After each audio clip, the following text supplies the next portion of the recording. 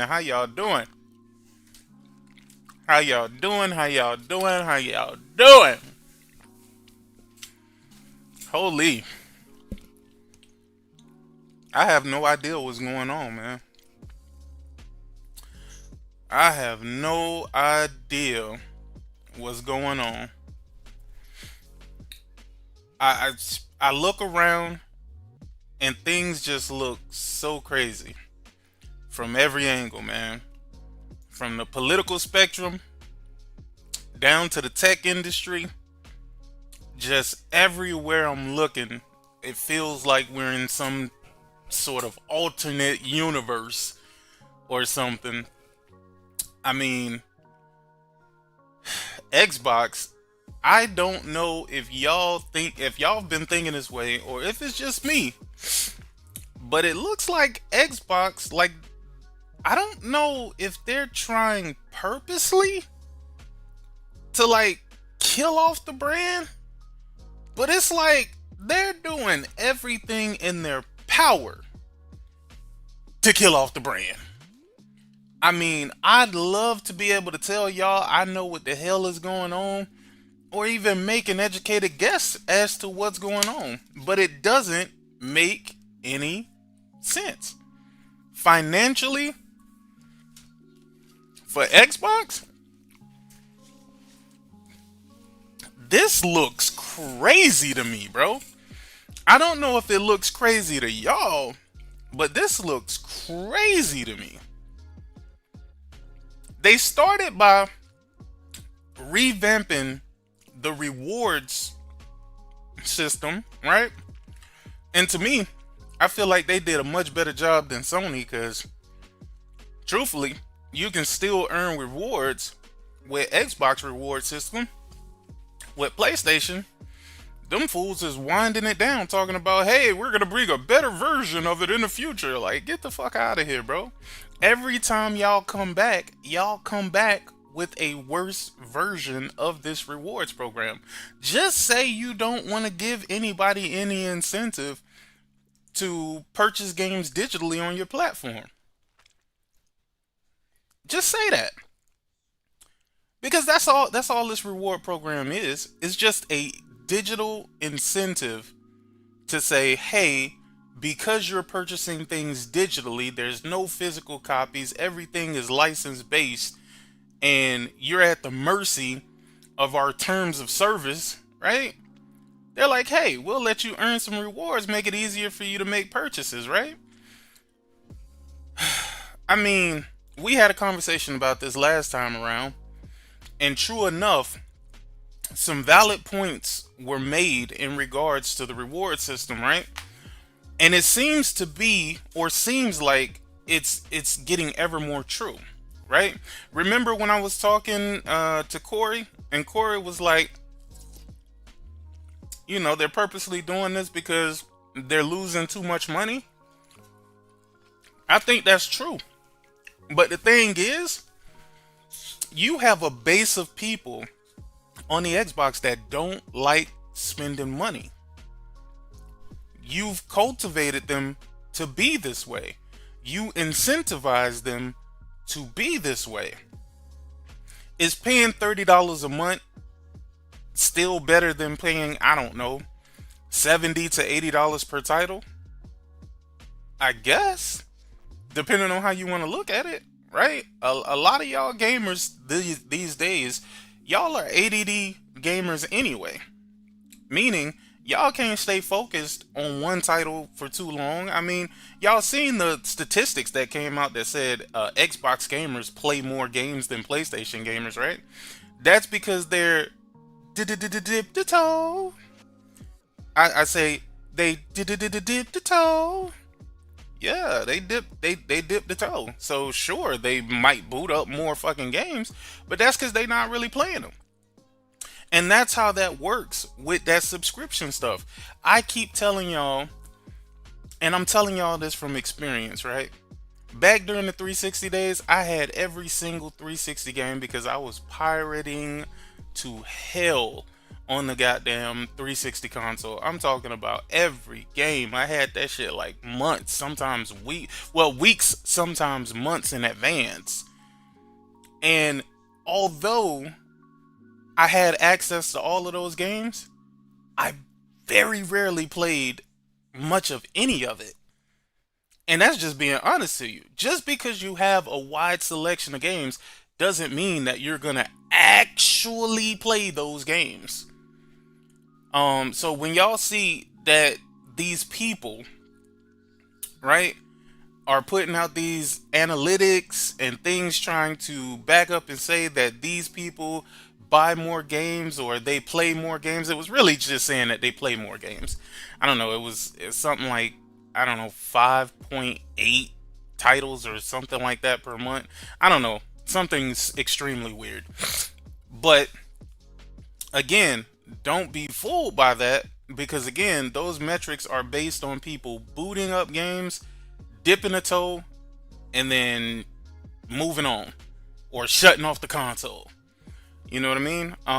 But in this instance, I really feel, what's up, Barry?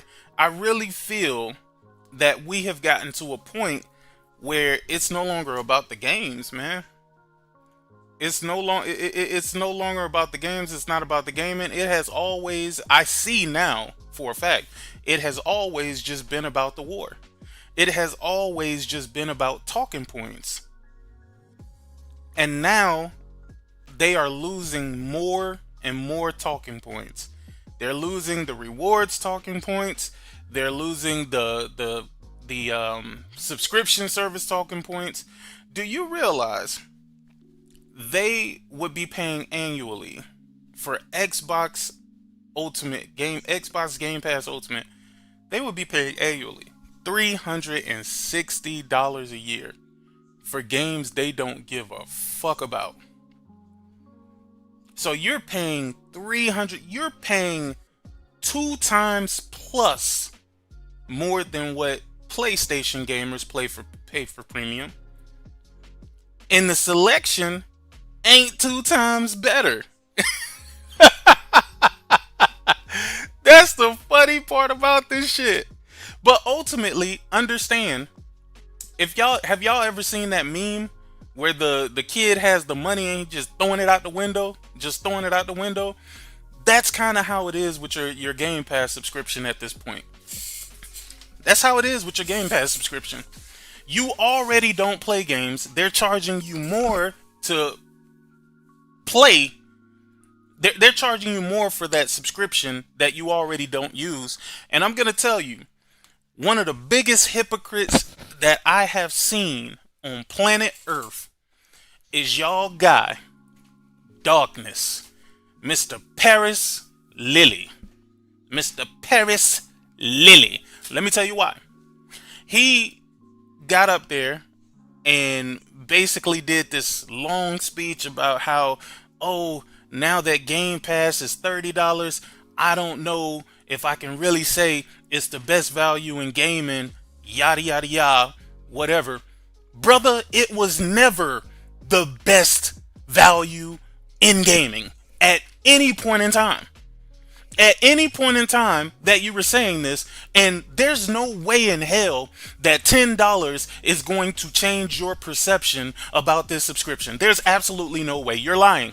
You're doing it because that's what everybody else is doing. Everybody else is pointing out that this shit is crazy, that it is, they gotta be fucking nuts, right?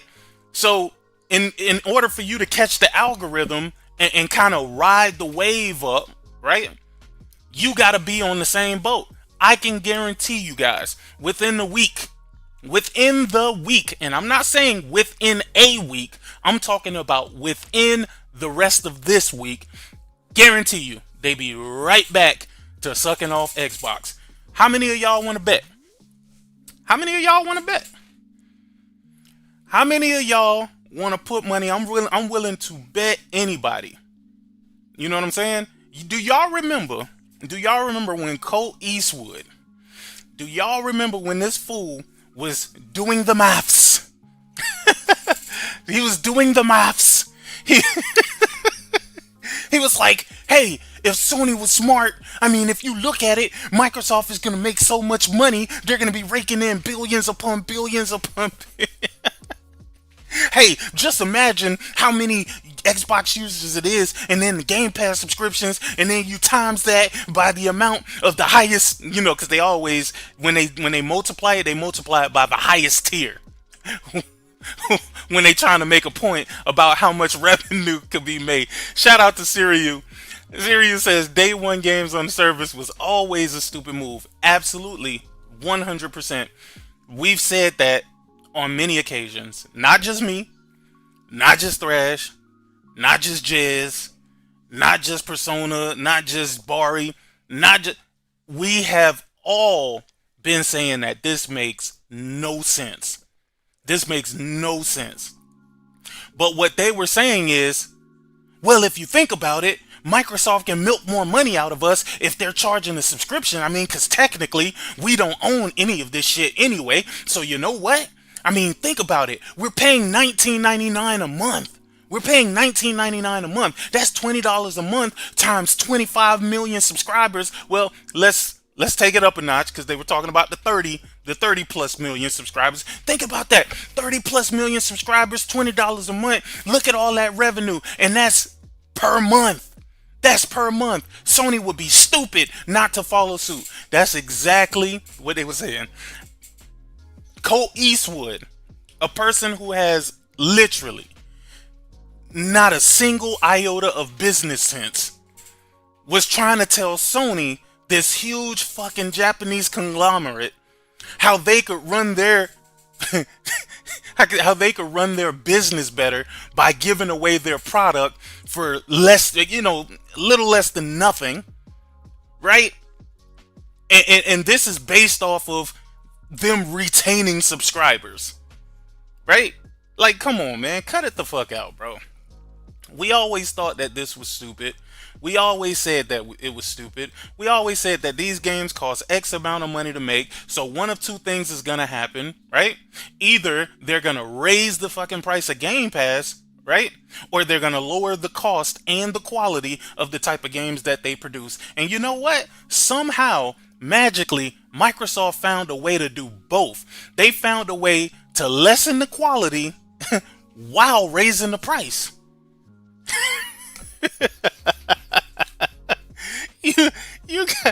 Listen, you gotta have some evil geniuses at that Microsoft headquarters.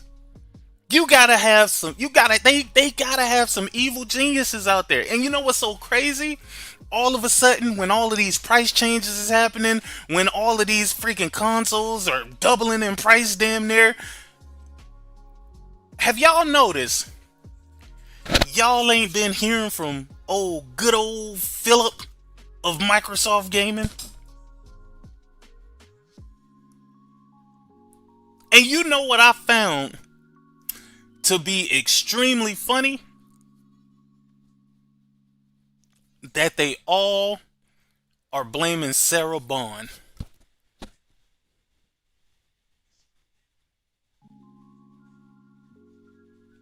They're using Sarah Bond as the scapegoat for the many failures of Philip and company. Now, let me tell you something about that, Corey.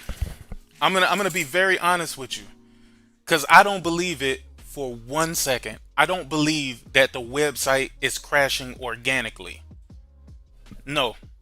I believe the website is crashing because they want it to crash. It's not crashing because so many people are going to the website and canceling their subscription.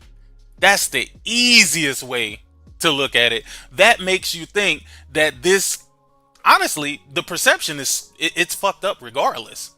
The perception is messed up regardless. Because A, do you want people to perceive that there's just a ton of people that's going to that website and canceling? Tell me this.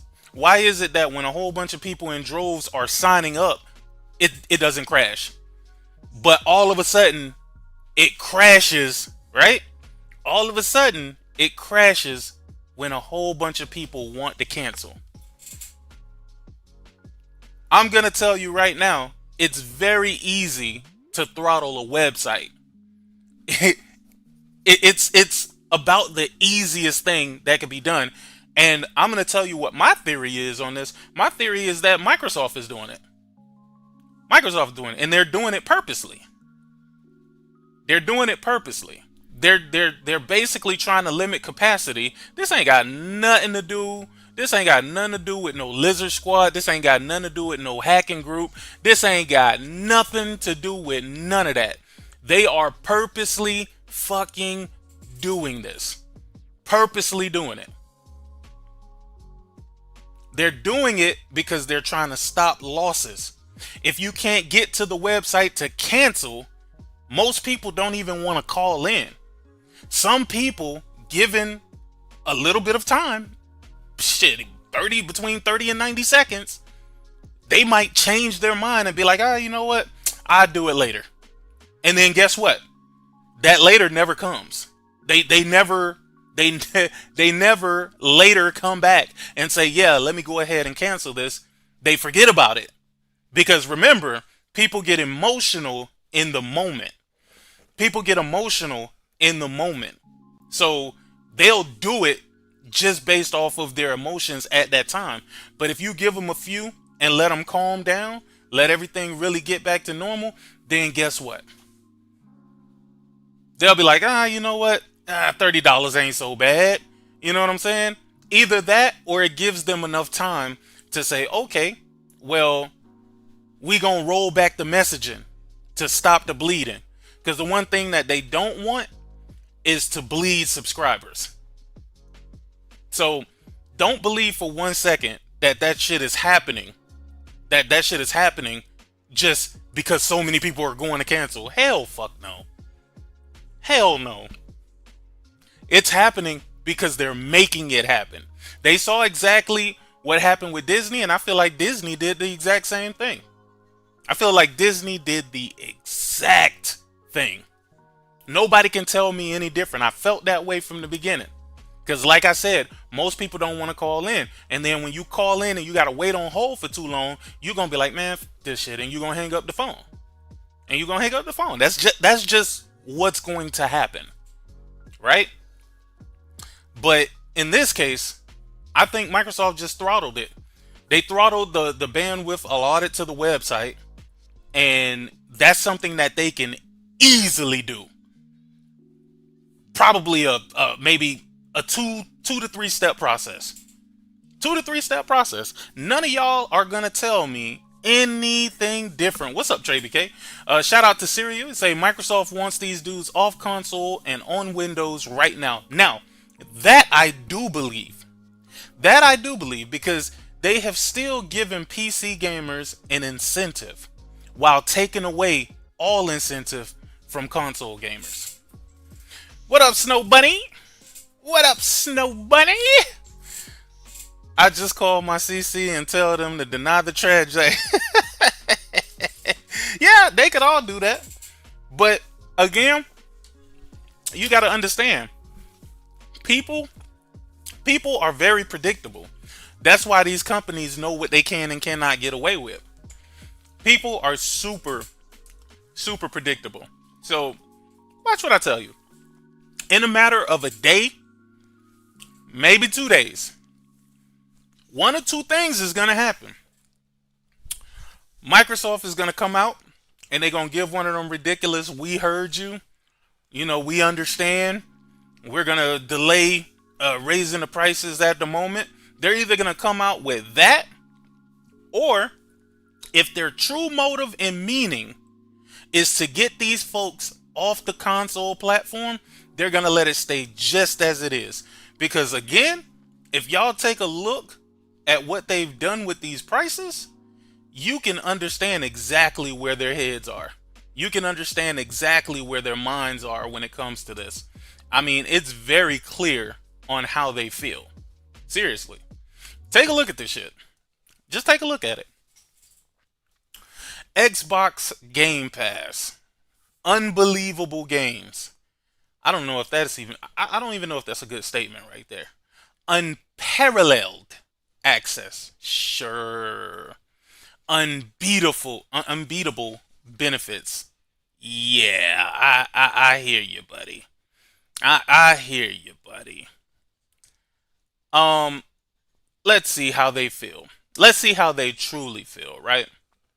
So, from what I gather, and look at the naming scheme. Like, god damn, man. Who was it from Microsoft? It was Steve. I mean, not from Microsoft. From Apple, it was Steve Jobs that said Microsoft is the most uncreative people, the most uninspired people in the world. That man knew what the hell he was talking about. He knew what the hell he was talking about. You got Game Pass Essential. I wonder where they got that from. Because last time I heard, they said that it was Game Pass Core. Core. Doesn't even say Core. They got Game Pass Core. Absolutely crazy. So, for this tier, right? You got you get 50 plus games. I don't know what that even means. I have no idea what that means. What is 50 plus games? Is it random games? Does it randomly change? When you say 50, what 50 are you talking about? Is it old games? Is it new games? Is it red games? Is it blue games? Like what games are we talking about?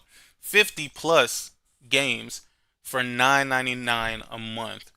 Essentially, Essential is Xbox Live Gold. That's what that is. That is Xbox Live Gold. And you will never tell me anything different. Just look at it. Just look at it. Hold on, let me find my other browser. Where's my other browser? Hold on. Let me find my other browser real quick. Okay. That's not the one I'm looking for. And yeah, close it. Get that out of here. Why I got so many tabs open? Yo, this little laptop ain't half bad, man. I'm gonna be honest with y'all. I've been thinking about it, man. I might mess around and keep this thing. Might mess around and keep it. It's not too bad. I feel like I could use it if I go out the door or something. Like I'm just sitting on my back porch or something like that. I could use this. I could use this to stream instead of being in the house comfortable in my nice gaming chair. Well, actually, it's not a gaming chair. It's an office chair. Hold on, did I find it? I found it. Good, good, good. Alright, so we bite. We bite. Alright, I just wanted to make sure I could see the chat good without having to lean on over. There goes that narrative that PlayStation gamers pay more to play Helldivers than everywhere else. Um, maybe. Maybe I still don't. I still feel like it. To be honest with you, Corey, nah. I think it's still cheaper to play everywhere else. Honestly, because technically you could play Helldivers on the Essential plan because that gives you, I guess, Xbox Live or whatever. And that, well, actually, no. I think you're right because technically you could get the super basic plan from PlayStation too. Interesting. Ah, you might be right. You might be right. But anyway, what it gives you, open the door. Hold on for a second.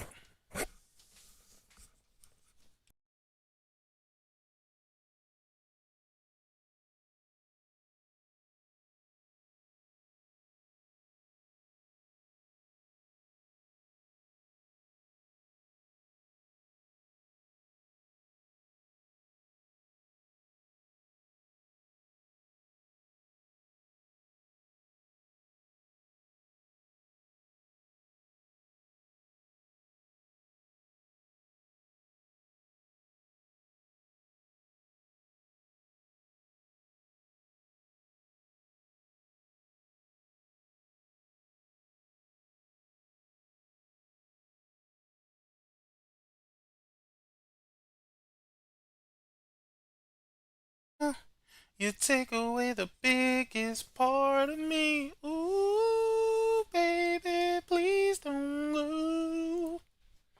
All right, here we go. Nope. PlayStation Essentials is 80. Game Pass Essential is 120. It is cheaper to play on PlayStation. Shout out to Microsoft. Let me tell you what I will say. I hope to God Sony doesn't do this thing where they're like, oh, where the Xbox fans accepted it, let's raise PlayStation Plus again. I hope they don't do that because, boy, they better look at what's going on right now. I'm gonna tell you something that's strange, right? And y'all probably not gonna believe it, but for the first time, Xbox Zealots, for the first time, Xbox Zealots are literally asking Xbox what the fuck.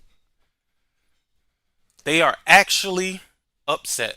You know, normally we get the bots that are just trying to make up an excuse for, and make it seem like it's not that bad, and they do this whole circle jerk thing. Well, what about PlayStation, right? Like, I never understood that whataboutism shit. I never understood that. Instead of focusing on the thing that bothers you, you're saying, "Oh, this bothers me, but what about this? Don't that bother you?" Like, even if it did bother me, why do you care about what bothers me when this personally affects you? It doesn't affect me. Yeah, believe it or not, I have not seen anybody trying to defend this action. I've seen the usual suspects. The only person, I'm going to tell you, the only person that I've seen even get close to trying to defend this is David Jaffe.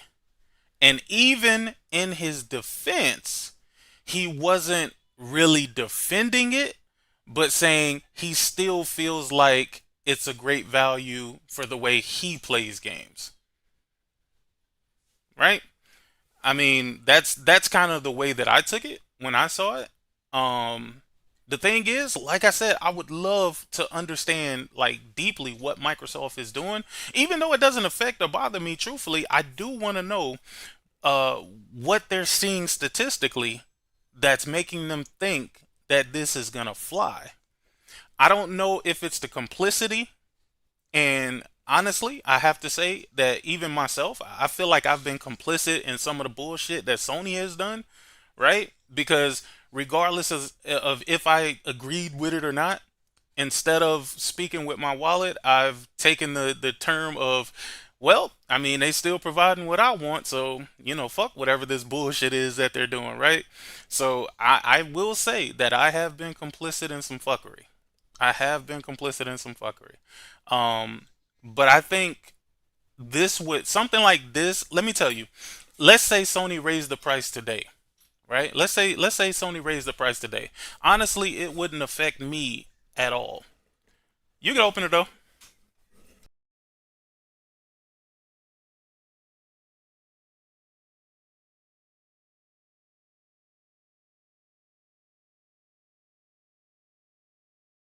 And you say it is what, 10 fish?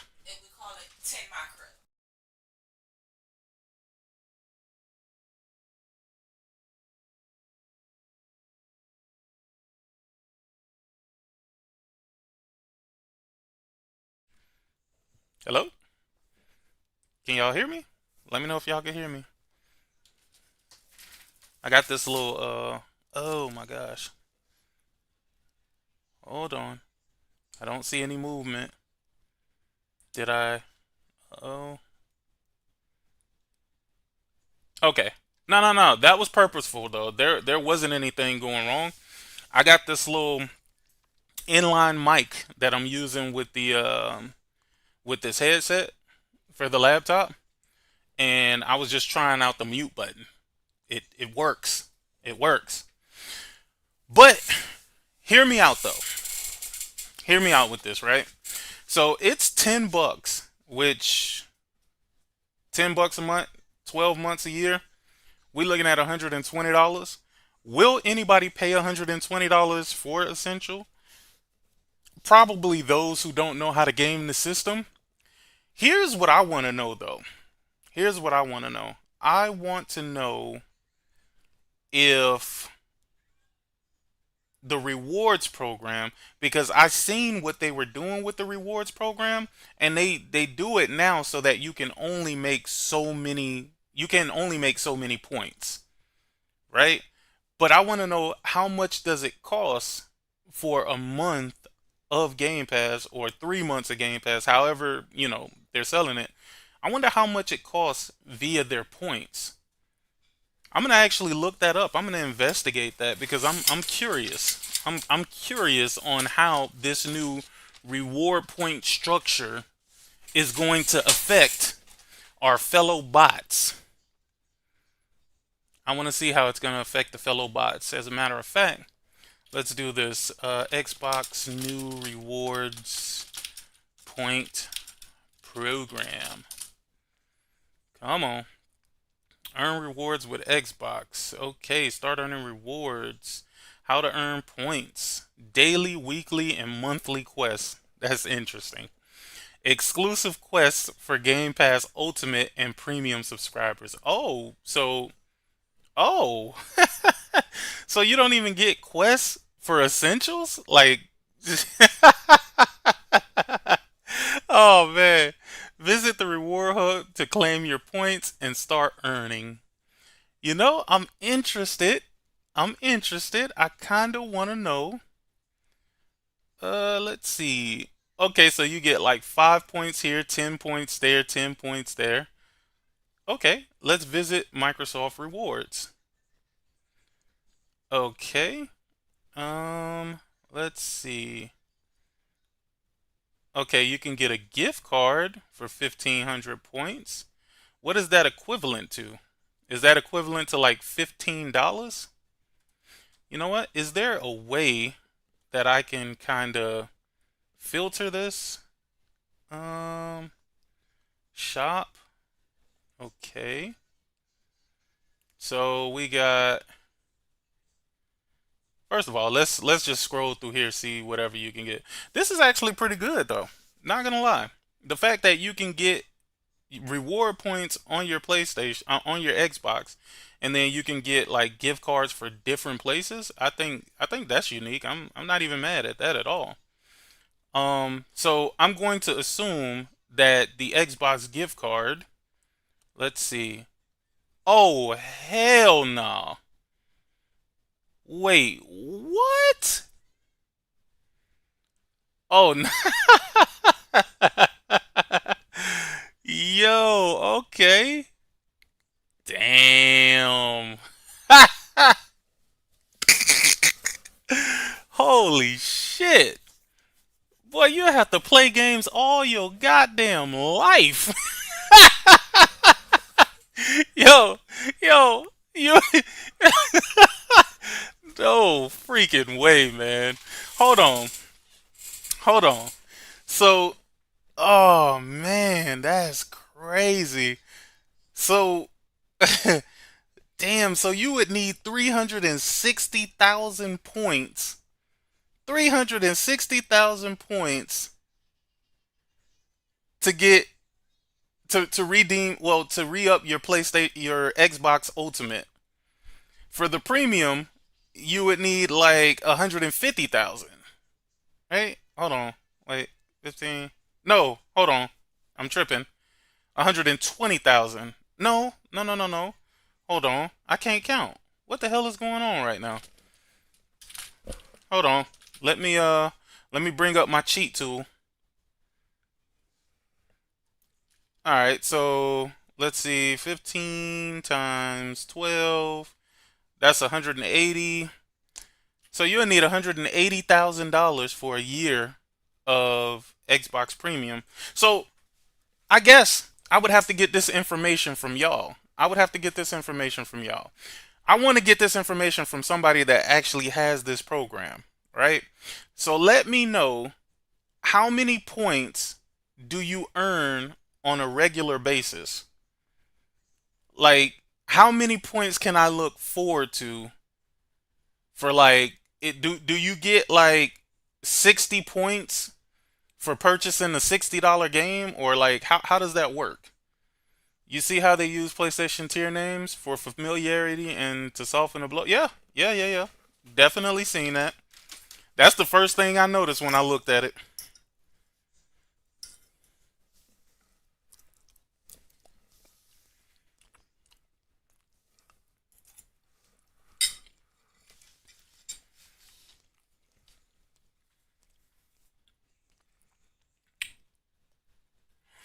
$50,000 is the max for what?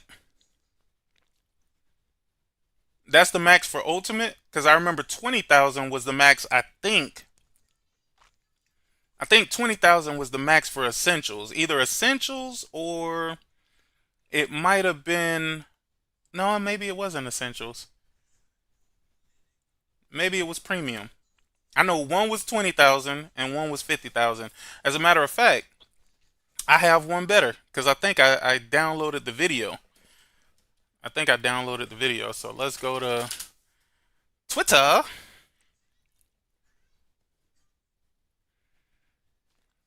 Let's see my bookmarks. Bookmark the Marky Marks. Oh, here it is. Xbox Game Pass is getting an upgrade. We've listened to your feedback, and now you have even more freedom to choose how you play the games you want. Here's a look at what's new and what's changing. First off, you might have noticed some changes to the plan names. Xbox Game Pass Core is now Xbox Game Pass Essential.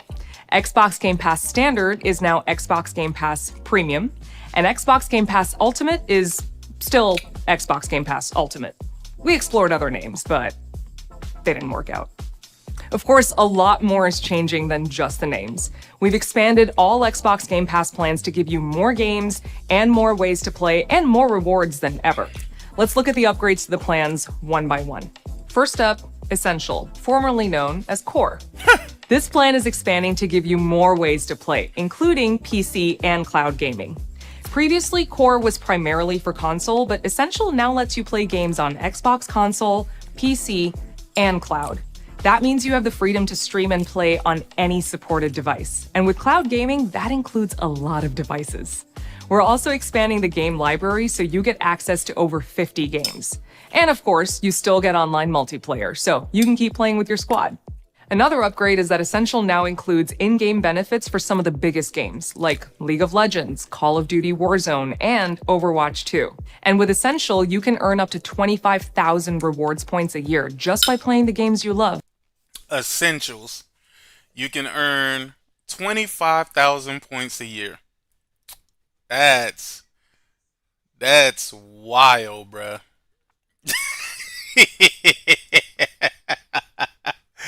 That is wild, bruh. That's what, like $25 maybe? That is wild as shit. Nah, if 1,500 points is $1.25,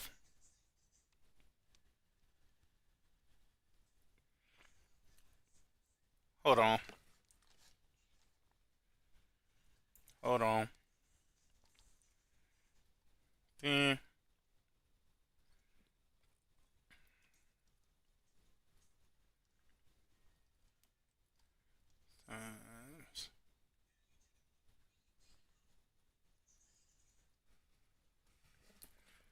Where is my oh, oh, here it is. Here it is. Oof. That is $25. So off of a subscription that costs, oh my gosh. That's crazy. The subscription costs $120 a year. Maximum, you can only get a maximum discount of $25 per year off of that $120 subscription.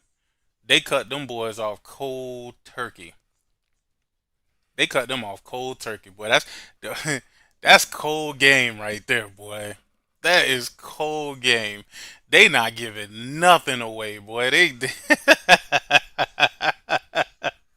I don't even know if I should be laughing, boy, cause I'm telling you, every time Microsoft do something stupid, man, Sony is not too far behind. I'm hoping that ain't the case though. Oh yeah, they closed them loopholes all the way up.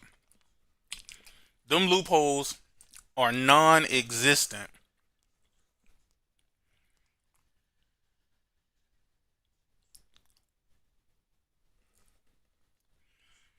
Gaming is so dead these days, I've noticed a decline in quality. Nah, man. Gaming ain't dead.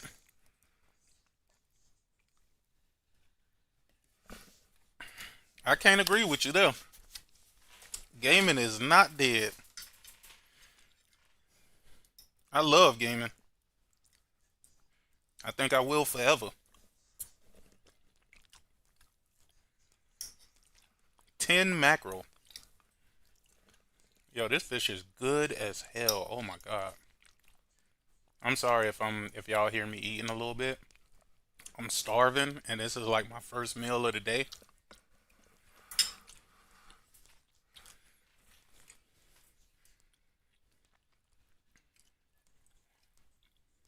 Good games need an outlet. Cheers, fellas. What's up, Gienskis? It's not 1982. Gaming is too big to be dead. Greedy ass boy. Hey, man. Facts. Facts. I ain't gonna even lie. It's some 10 mackerel. It is. It is amazing. Hey, just think of it as like ASMR, right? Think of it as ASMR. Ain't that what they call it? When people just be eating and people be watching them eat. I ain't gonna lie. My wife is weird like that. She love watching people eat. I don't know why. Have no idea why. Alright. But I'm gonna try to keep it to a minimum. Because I do want to get through this. But let's finish listening to Lisa. I'm just gonna name her Lisa because she looks like a Lisa. You can redeem your points for Xbox gift cards to get new games, add-ons, and more. So if you've got your eye on some DLC, you can spend points to bring home the bundle. Next up, Premium, formerly known as Standard. While Standard was built with console players in mind, Premium was built with everyone in mind. So we're giving you more ways to play with this one too, with games on Xbox console, PC, and cloud. You heard that right. PC and cloud are coming to Premium. With Premium, you get access to over 200 games. And when a new game is published by Xbox, it'll be added to the Premium library within 1 year of launch. Premium also now offers the same in-game benefits for some of the biggest games, so you can instantly unlock characters, cosmetics, and more. Looking good. With Premium, you can play and earn up to 50,000 rewards points a year. Plus, you get access to exclusive quests, and you get twice the points when you buy games and add-ons, so you'll have even more ways to earn rewards. Finally, let's take a look at Ultimate. The best thing about Ultimate is that you can play new games on day one. That includes games like Call of Duty Black Ops 7, The Outer Worlds 2, and High on Life 2. But now, the best is getting even better. Ultimate subscribers will get access to over 75 day one games a year. Let me ask y'all a question. This is a serious ass question for real. Do y'all not feel offended when they put a pretty face in front of you to tell you some bullshit, making it seem like you getting more when really you getting less? And it's like they're really pushing this whole scenario like they did this because they heard you and this is the result of your feedback. I get offended as fuck. She's looking at that camera with a super straight face, telling the consumers that this is the "we heard you" commercial. We changed these services to help you, to make things better for you, to give you a better experience, not knowing that you had some people who was purely paying for their Gamespass subscriptions via rewards, and that they limited those rewards to 25,000 for essential. I think it was 50,000. It's 50,000 for either premium or ultimate or both. They know their user base has mental difficulties. Nah, but it's not just Xbox though, right? Like it's all of these companies that really talk to you like you have zero common sense. Like you can't see what you were getting before and realize how you're being fucked right now.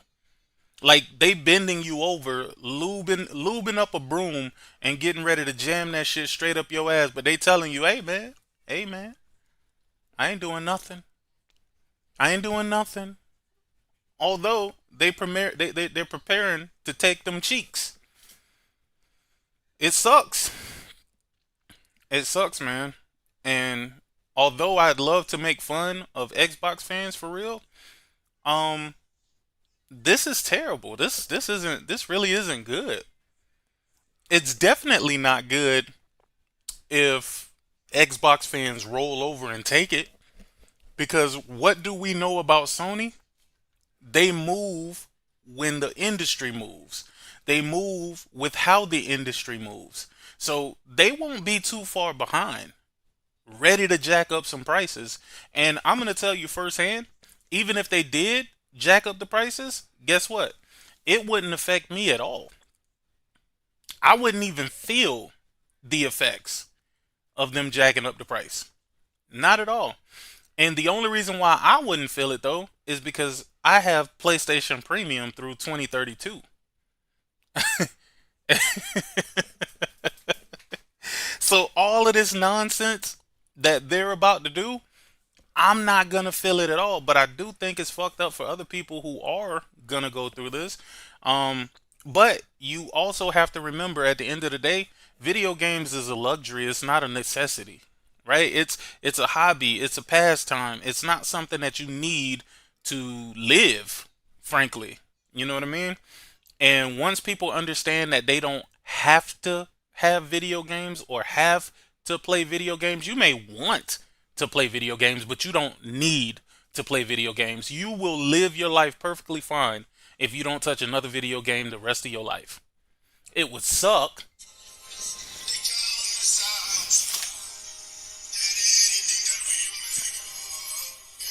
Marathon? Hold on, give me 1 second, y'all.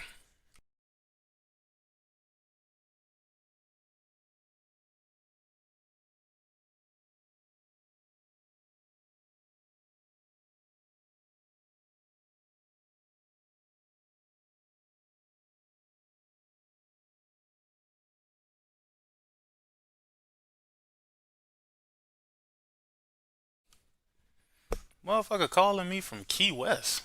What the hell? I don't know nobody in Key West.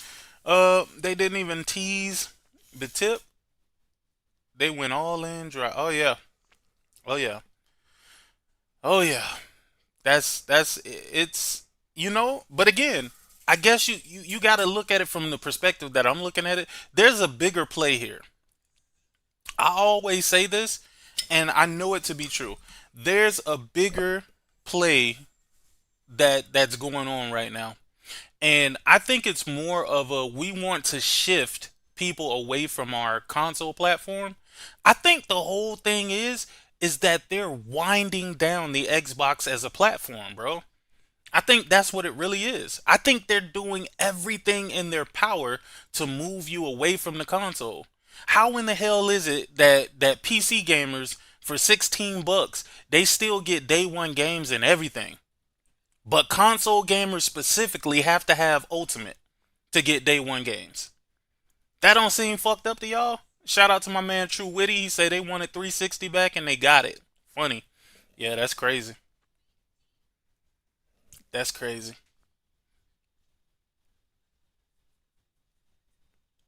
Yeah, it feels like they're winding down the Xbox play. Cause okay. So I know this sounded crazy as hell before, right? But let's listen to it. Let's look at it in its totality now, right? The first move is They raised the price of the console to such an exorbitant price that nobody in their fucking right mind would want to buy that shit. That was step one. That was step one. Who do you know is like, yo, can't wait to pick up an Xbox Series for Christmas? Not a single person. Not a single person. Nobody is saying that they want a $700 to $800 Xbox at all. To any degree. To any degree. Nobody's asking for that. But Microsoft did it. They did it, and now retailers are starting to say, nah, big dog, I think we cool. I don't think we gonna order from you, dog. I think we straight. We can't move these boxes already. And we definitely not finna pay you this ridiculous price to hold it in our inventory. I think it is a wrap on that.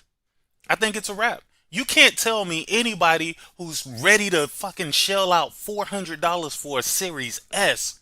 A Series S. Do you know how I would feel if I got home with a Series fucking S and found out somebody paid $400 for it? I would lose my fucking mind, yo. I would lose my mind. Everybody knows the Xbox Series is a piece of shit. There's no way you should be able to buy a Series S for the price that you can buy a damn PlayStation for.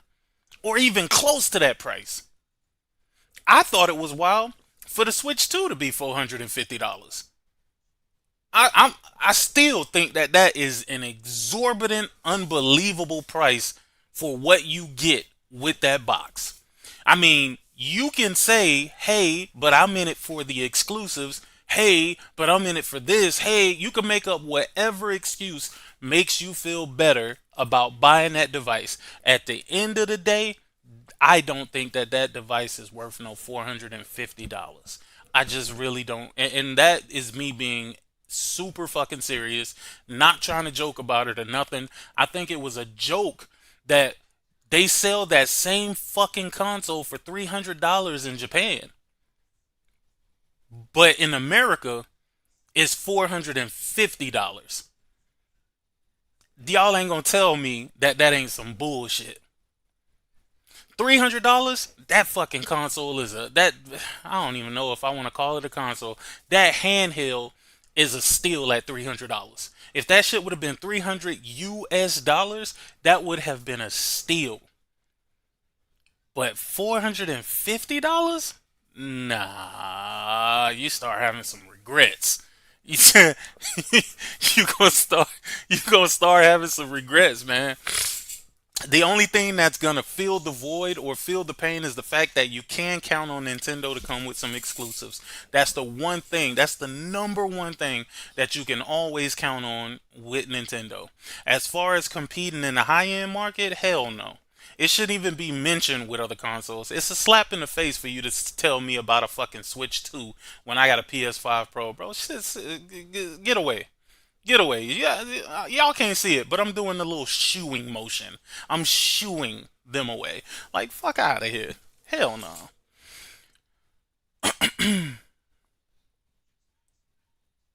Like, yeah, yo, for real, Anonymous? I'm not even freaking playing, bro. Like, get away from me with that shit. But, like I said, to the people who enjoy it, I completely understand. You know what I'm saying? If your entire life revolves around Nintendo, then good on you with the Switch 2. Good on you with the Switch 2. I bought the Switch 2, never opened that motherfucker, and took it right back. I had to really come to my senses and understand what the fuck am I doing. And I knew to me it wasn't worth it because I wasn't excited to open it. I wasn't in a rush to open it. Like when I get new tech, I'm in a rush to rip that shit out of the box and see what it's all about. Bro, I let that shit sit for like 2 weeks. I let it sit for like 2 weeks, but that's on me. That's on me. I kind of already knew what I was getting, but I tried to psych myself out and say, you know what? I'm gonna get it for the Mario games that I missed, that I haven't played. that went enough, man. I fuck with my man Mario, but nah, dog. Nah. I'm gonna tell you what I foreseen, right? I foreseen the Switch 2 sitting in the case the same way that the Switch 1 that I have is sitting in the case on the shelf right now. That's the main reason. That's the main reason why I didn't touch it. That's the reason I'm like I had no I'm so serious when I tell y'all this. I had no real excitement for it, right? There was no butterflies in my stomach. There was no, oh, you just got a new piece of hardware. I just looked at, damn, I'm paying how much for? I'm paying how much for this goddamn Pro controller? The Pro controller costs more than a DualSense. Bruh, ain't no way. ain't, ain't no way. Nintendo, Nintendo ought to be ashamed of themselves. They ought to be ashamed of them fucking selves, man. But this here stream is not about Nintendo. This is about Xbox. And Xbox is truly on a mission to destroy Xbox. I mean, y'all remember when Jim Carrey in Liar Liar, when he went in the bathroom and beat the shit out of himself? I'm in here kicking my ass. That's exactly what the fuck is going on. Sony ain't gotta do shit. Sony ain't gotta do shit because Microsoft is doing a great job of beating the hell out of themselves. They are doing the Lord's work when it comes to this gaming industry. They are doing everything in their power to make them irrelevant. You can't tell me there's not a whole bunch of smart individuals that work at Microsoft that sat around a big ass conference table. You know them big ass oval conference tables with the conference phones there or whatever? Like with the conference phone sitting in the middle, smack dab in the middle. You can't tell me it wasn't a lot of people sitting around that table saying, dog, if we raise the price of these machines, people are going to think we are absolutely fucking nuts and it's going to put a bad taste in their mouth. It's like Satya Nadella or whoever was in that room was like, do it. Do it. Like with the evilest voice that they could muster up. They was just like, do it. And you can't tell me also when it comes to the reward program and when it comes to just Game Pass in general. You cannot tell me they didn't sit around the round table and have a discussion about this. You mean to tell me that nobody looked at these prices and said, dog, maybe it's too soon. Right now, we are in the middle of a crisis where inflation is through the roof. Everything is fucking going up. We can't even justify this price hike. Tell me, how do they justify the price hike? Can anybody justify the price hike? Can anybody justify the price hike? I'm talking about come up with any narrative that you would like to. Tell me what would have justified them moving Ultimate from $19.99 to $29.99. What would have justified that? And remember, when it was $19.99, the PC people and the console people was kinda in the same tier, I believe. I believe they was in the same tier. I believe you paid the same amount for. I think you paid the same amount for Ultimate. Am I wrong here? Correct me if I'm wrong, because I don't want to be wrong and then keep on with being wrong. But I think they were on the same tier, and everybody paid the same amount for Ultimate. And I was like, that's crazy as hell. Somehow they tricked these PC people into fucking paying for a subscription service. Pretty much, it could have been called Xbox Live, and they're now paying for fucking Xbox Live. But whatever. But now it's separated.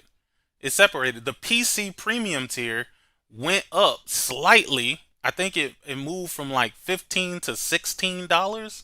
I think I want to say. Yeah, I think it's like $15 or $16. It went to $15 or $16, and they get the same perks, I believe, as the people who pay $30. That's not fair. That's not fair at all. I think that's some bullshit actually, because Well, actually, in their case, they're really trying to keep people on PC, and they're trying. I guess they're trying to keep those PC people happy. I don't. They don't. I don't think they give a fuck about just regular Xbox niggas. I truly believe they're doing everything in their power to get rid of Xbox console fans. I truly believe that that's where we are, because y'all can't tell me anything else that makes sense. Nothing whatsoever. What up, Forsaken? Was a uh the PC was a flat price. What was it? Do you The remember what it PC was? was I think it was $9.99 or $11, and that went up to 16. So it moved from $11 to $16. Yeah, that went up to 16. But they didn't get the day one, the day one games for the $10, did they? I believe they still did. Really? Yeah, I think hold on, let me double check that. Give me a second. Hold on. Let me take a look. Cause I don't want to be wrong on this. Oh, here it is. I mean it. Okay.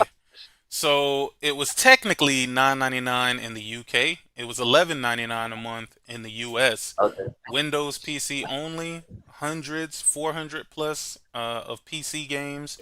Day one Xbox Game Studios titles, including Call of Duty, EA Play Vault Access, member deals and discounts, in-game benefits. So, okay. And now it moved to $16.49. Mm-hmm.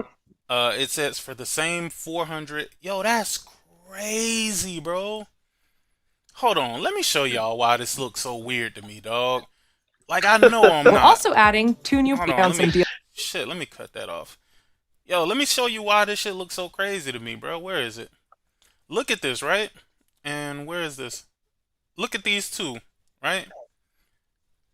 This is pretty much the tier that the PC gamers are paying for, right? Where it's $15 a month for console, right?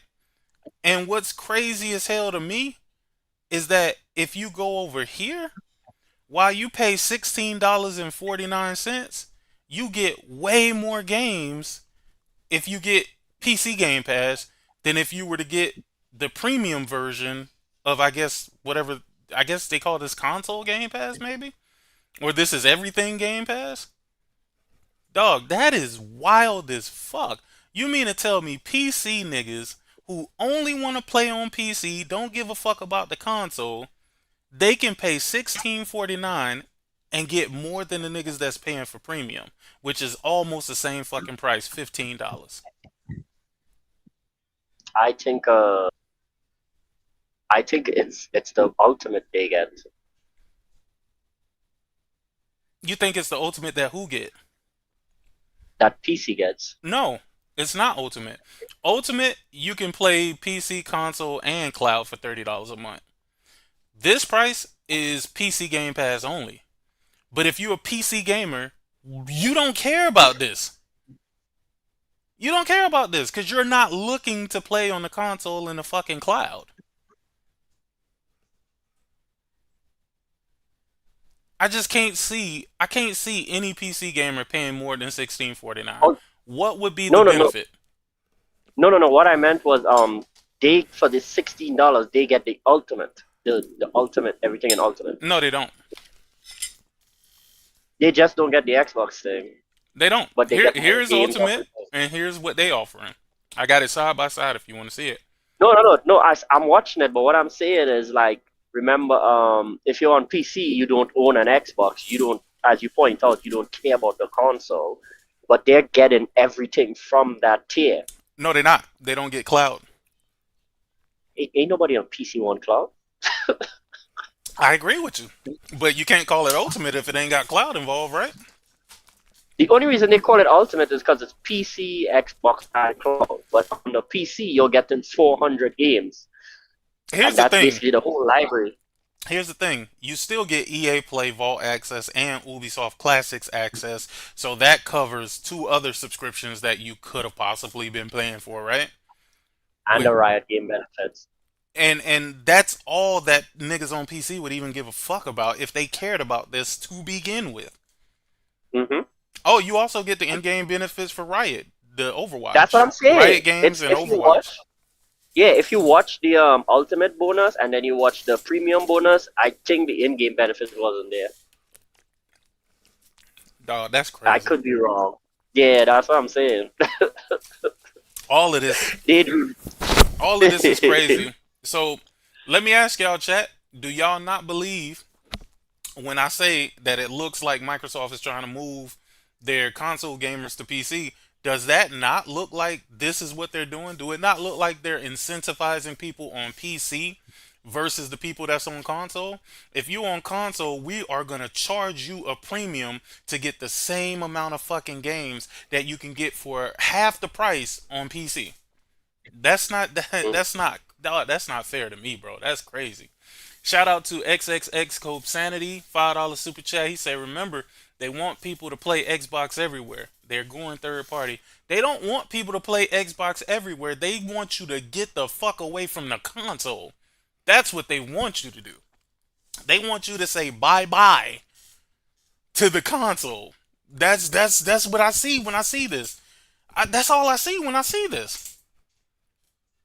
If I'm a person who's fresh into Game Pass, I see PC Game Pass.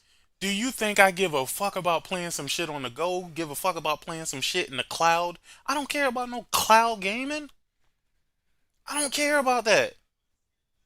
And the two things I don't care about, which is console and cloud, I'm not paying extra for. So the $16.49 a month sounds peachy keen to me. That sounds quite alright to me. Bro, they say 75 plus day one games a year, including all Xbox published games day one. As if that is a perk, bruh. Those 75 games, you don't know what the hell those 75 games are gonna be. It could be 75 bullshit ass games. It could be 75 bullshit ass games. Boy, ain't no way. Ain't no way, man. This your people, Jonathan. This is your people, bruh. Huh? No.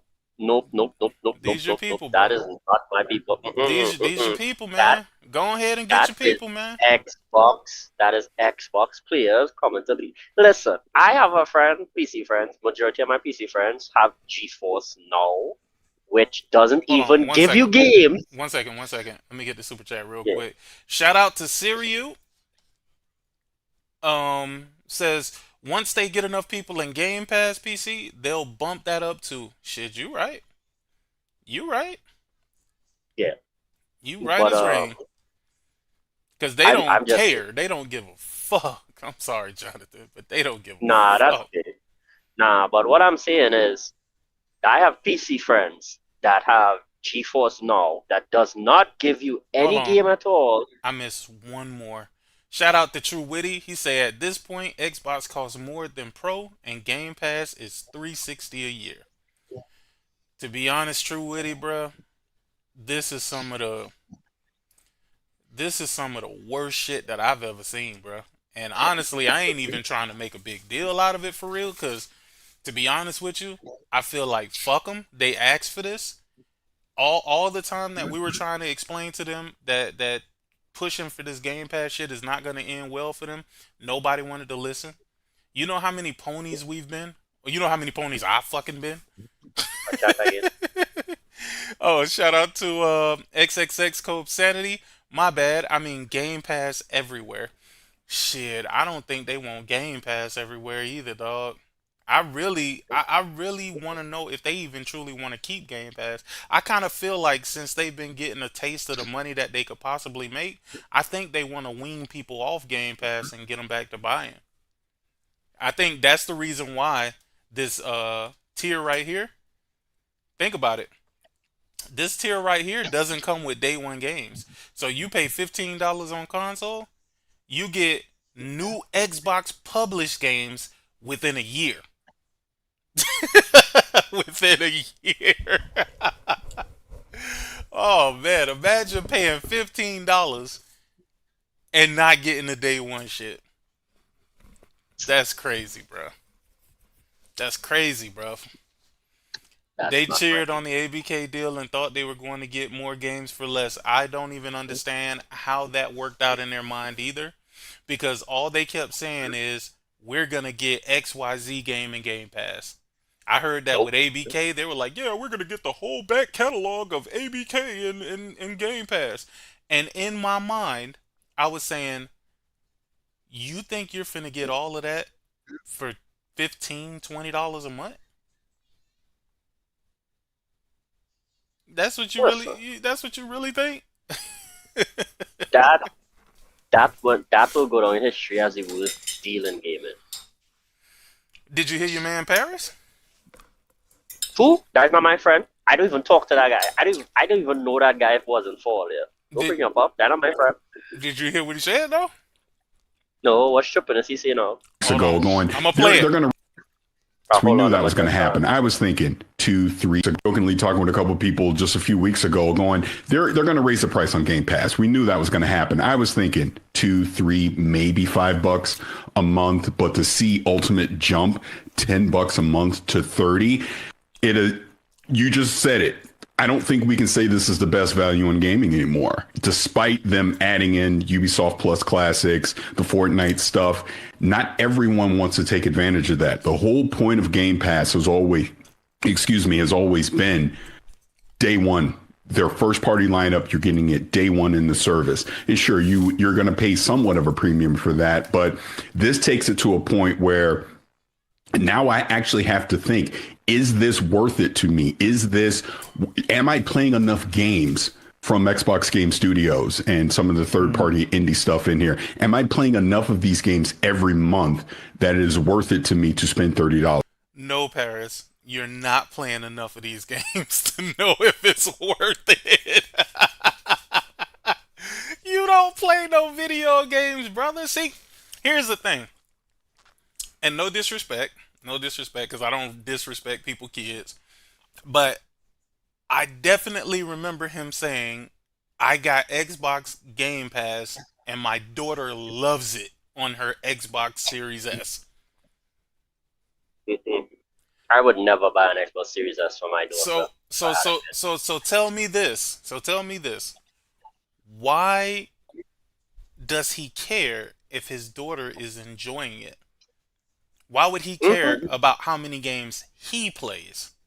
You know why? Because that shit that he was talking about his daughter doesn't exist. Guaranteed. Doesn't exist. But that was him throwing out a talking point to try and justify Microsoft with this whole Game Pass shit. And the thing is, here's what I would say, right? A lot of people kept asking me, why do you care so much? Right?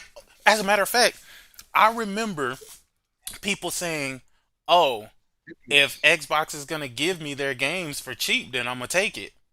Like, I remember people actually saying that. And the same people who said that are now saying, damn, Xbox crazy as hell. Bro, you was just championing this shit. You was just championing this shit. And now all of a sudden your tune done changed? Now all of a sudden Microsoft is crazy? How do you go from saying, oh, if Microsoft is just gonna give me their games, then I'm gonna take it, to now saying, oh, Microsoft is crazy. They crazy for this. They crazy for raising the price. Technically, even at $360 a year, that's still cheaper than you purchasing what? Maybe like 75 days. 5 to 7 games. Let's just say 5 to 7 games, because they're probably going to be different prices and shit. So, but it's still cheaper than you buying 5 to 7 games, right? So the reason why I say that I feel like what Paris is doing is kind of disingenuous is because you mean to tell me that $10 was the deciding factor between whether or not Game Pass was valuable or not? $10? That's all it took for you to say that this shit ain't worth it? $10. It's still a $10. That's why I call bullshit. What I truly believe is they're just following the wave. I feel like they're just following the algorithm. I feel like all they're doing is saying they're just repeating what everybody else in the media is saying because they feel like that's what needs to be said at the moment. But mark my words, within the week, not within a week, within the week, they're going to change their tune. You're going to see these same people saying some shit that ain't going to make no sense to you. They're going to justify this. They're going to rationalize this. Right now, they're emotional. They're emotional about it.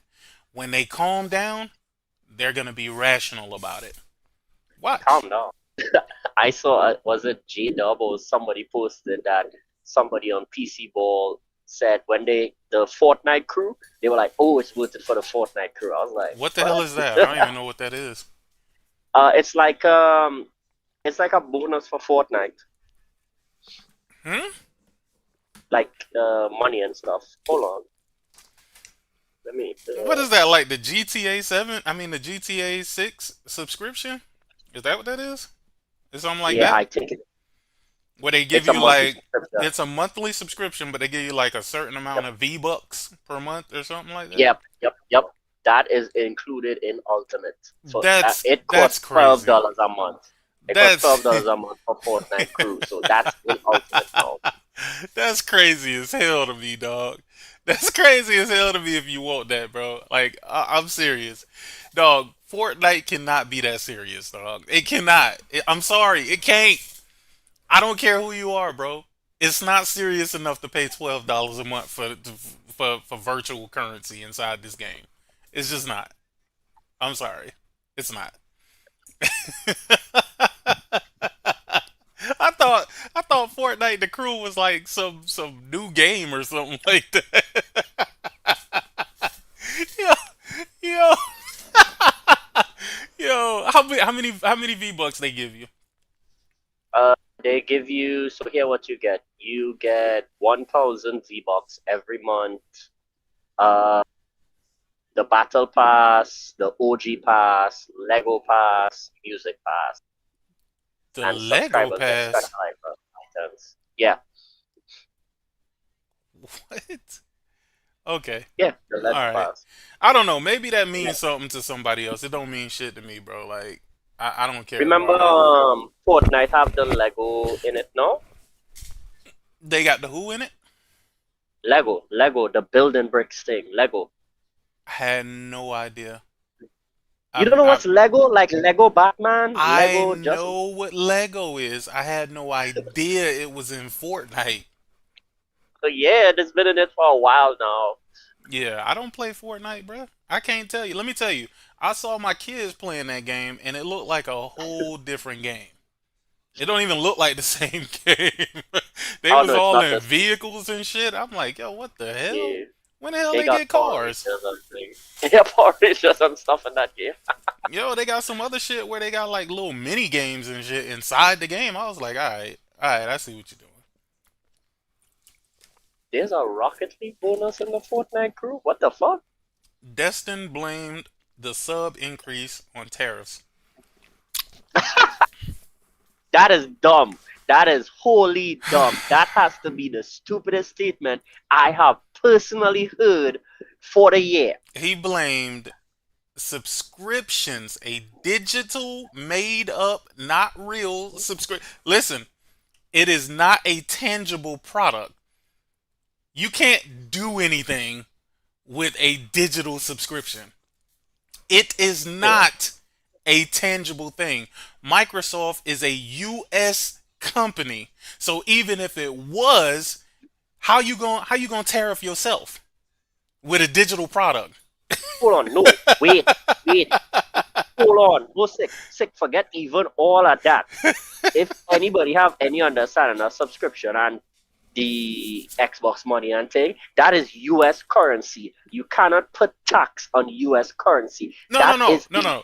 You can't tariff a digital product? It's not a tangible product. How are you gonna tariff something that technically doesn't even exist? No, but that's what I'm saying. Like, even before you reach the fact that it's a digital product, you buy subscription with US dollars. It's not like you buy tongs and then change it to US. It is literally US dollars you're spending. The $1 in your pocket, you take out the $30 and pay for it. You can't tax that. I know. What is you on? Listen, I am 1000% with you. Destin is a fucking moron, bro. Like, I hate to be so blunt about it, but that nigga's an idiot. He's a fucking idiot, bro. Like, again, at this point, I truly think that Destin says things so that people will clip him up and share him saying whatever stupid shit that he just said. I really don't think that that dude is that stupid, bro. I just can't for the life fathom that he is really that stupid. I can't. I can't. The thing is, I might be a little naive there, though, because he might just be that fucking stupid. Like, I hope that he's not, but it is what it is, man. Corey, say check his message. What are we talking about? Check my last comment. Doing some basic math at 30. Oh, so, shit.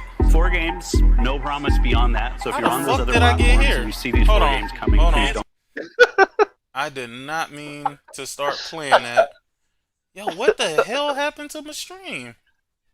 Oh, there it is. Okay, alright. Here it is. Alright, where is it? Okay, there we go. Doing some basic math. At $30 per month, you are basically paying 47% of all new game price per month.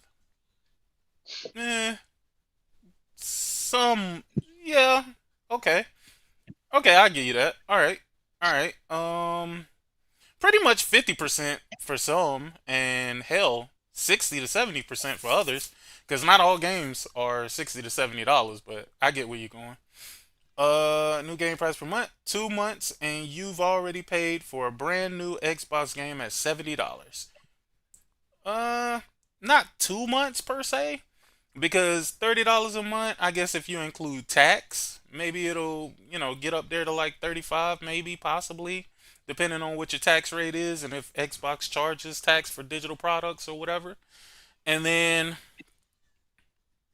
okay, and then I can see that being $70. 30, 30, yeah, I can see that being $70. Okay, I'll give you that much. All right, and did you continue from there, or is that where you stopped? That's where you stopped. Oh, that's where you stopped. Okay. Yeah, I feel like regardless, they're with this price increase, they're getting some new game. They getting some new game purchases out of people who wouldn't normally buy new games. You know what I'm saying? They getting it. They playing the long game to get the money, but they're getting money from them. I mean, again, if we do 360, we looking at them buying about 5 games per year, paying for Ultimate. And honestly, these might have been people who would only buy maybe Call of Duty every year, or only buy some sort of a sports game every year. So yeah, they getting some money up out of them. So is Xbox releasing a new AAA $70 game a month to make up this $30? Absolutely not. They're giving you, if you pay for Ultimate, they're giving you 75 day one games is what they say, including Xbox titles and all of that stuff. I'm jokingly talking with a couple of people just a few weeks ago going, they're going to raise the price on Game Pass. We knew that was going to happen. I was thinking $2, $3, maybe $5. Shout out to Board Country. He say, fuck, my PTO is for Friday, Yotei is tonight. Hey, man, I ain't gonna even lie to you, bro. We'll tell you about it. We'll let you know how that went. A month, but to see Ultimate jump $10 a month to 30, you just said it. I don't think we can say this is the best value in gaming anymore, despite them adding in Ubisoft Plus Classics, the Fortnite stuff. Not everyone wants to take advantage of that. The whole point of Game Pass has always been day one, their first part. No. So let me stop you, Darkness. Let me stop you, Darkness.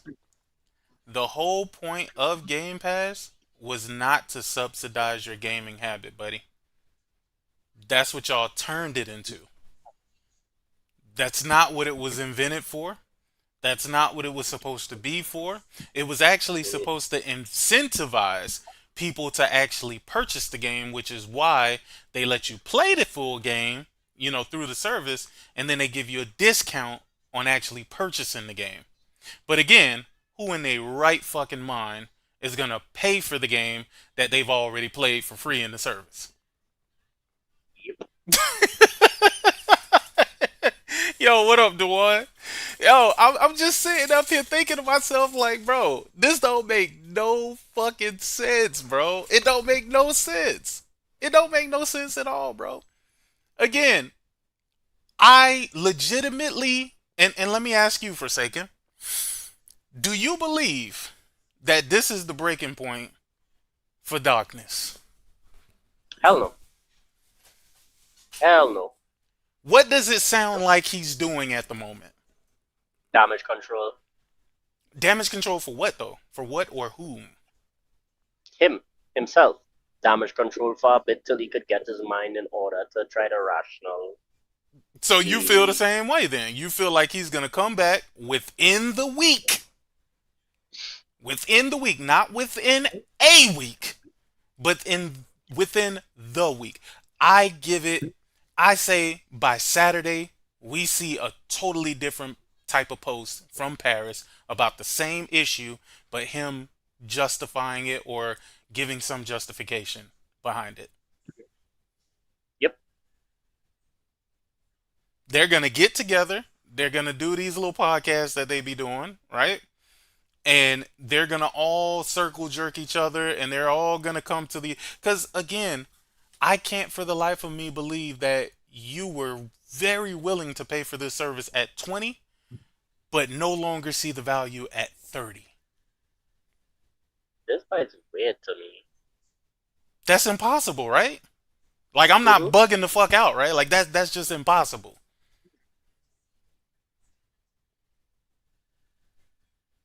They're gonna die on that hill. I absolutely don't believe it, man. I 1000% don't believe it, bro. Like I said, $10 cannot be the deciding factor. If they had doubled it, maybe to 40, I could hear your argument. I could hear it.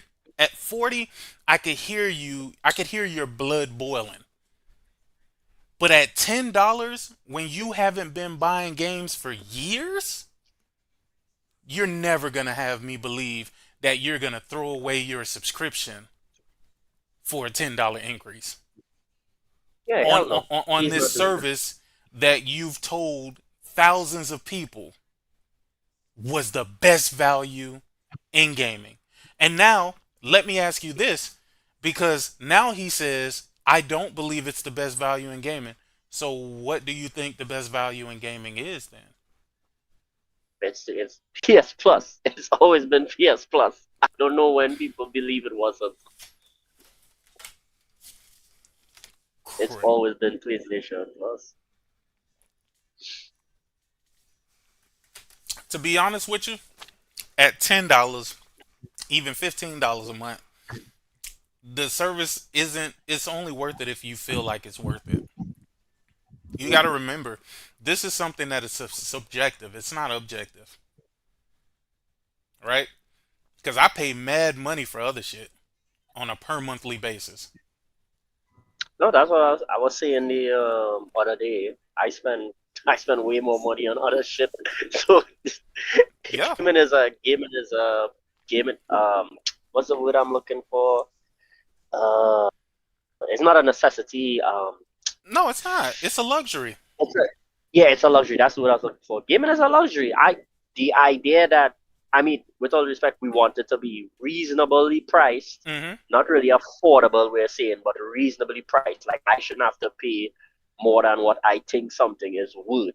Right. But it's still a luxury. Like, I spend more money on food, like Yeah, but going out, eating and stuff. I spend way more money on food, and that's yeah. coming out the same day in the toilet. So what we doing? That is way more wasteful than buying a video game. No, but that's why I say cut the cap, bro. Cut the fucking cap, dog. Again, like I said, it would be more accepted if I didn't think this dude was just so disingenuous. And like I say, I don't truly have nothing. I don't have nothing against Paris, right? But I think he's full of shit. I think he's one of the people that perpetuated this Game Pass bullshit. He did everything in his power to promote it.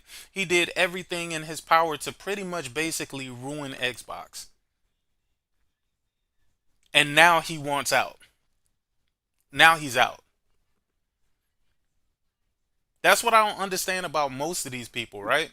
Like me, I would love for Xbox to be a formidable opponent against PlayStation, because I understand what an unattended or a non-competitive PlayStation. I know what they look like, and I don't like that look.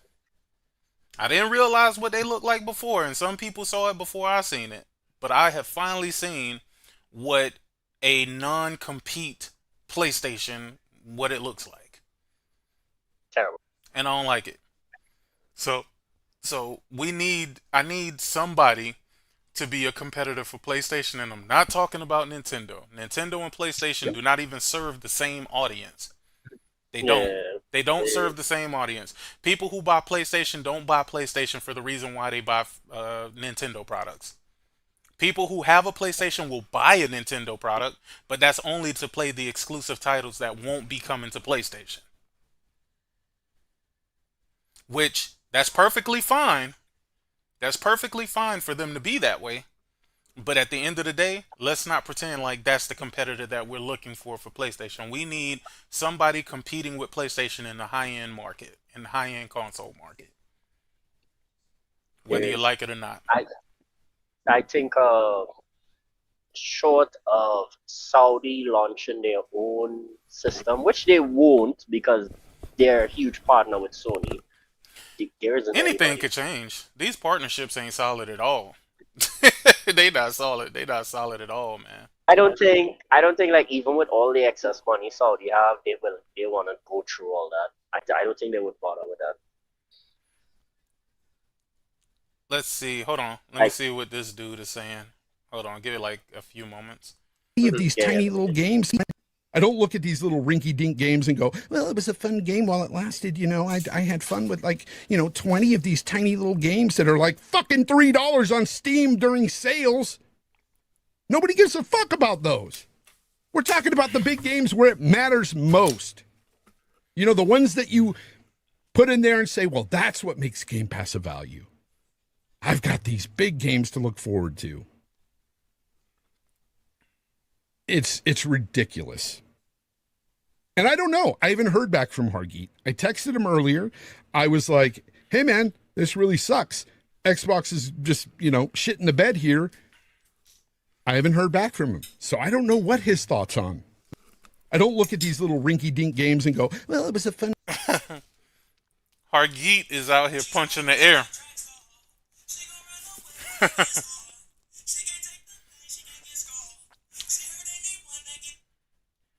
What does this lady want? Hold on. No, it's my wife. Give me a second. oh, you want me to hold it down? Nah.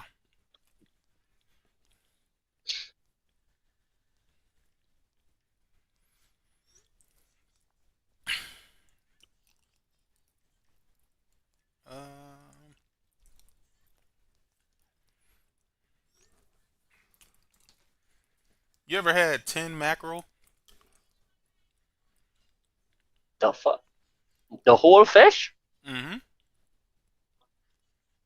Dude, you need to go exercise for some shit. That's some insane. Oh no, I'm not telling you I ate the whole damn fish. I had a piece of Oh, it okay. with some. I had a piece of it with Oh, some dumpling, and what I oh, believe is to be some type of potato. oh, okay. I was like, that's why I asked the whole fish. I was like, oh, okay, yeah, no, yeah, I had that before. I was like, what the fuck? Yo, Yep.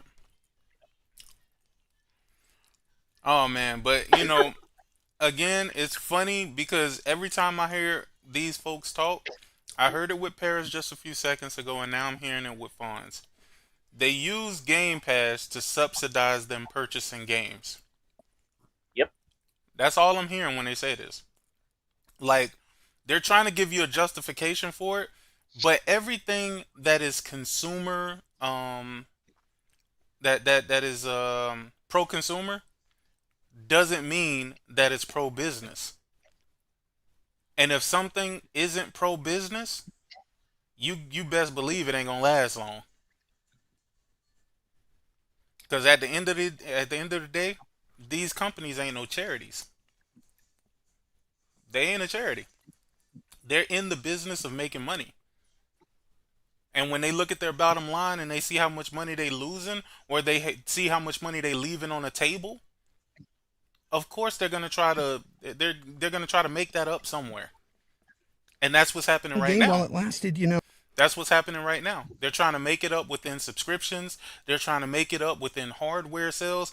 Again, I don't know about you, Forsaken, but I don't even see if I'm not selling one of something at $300.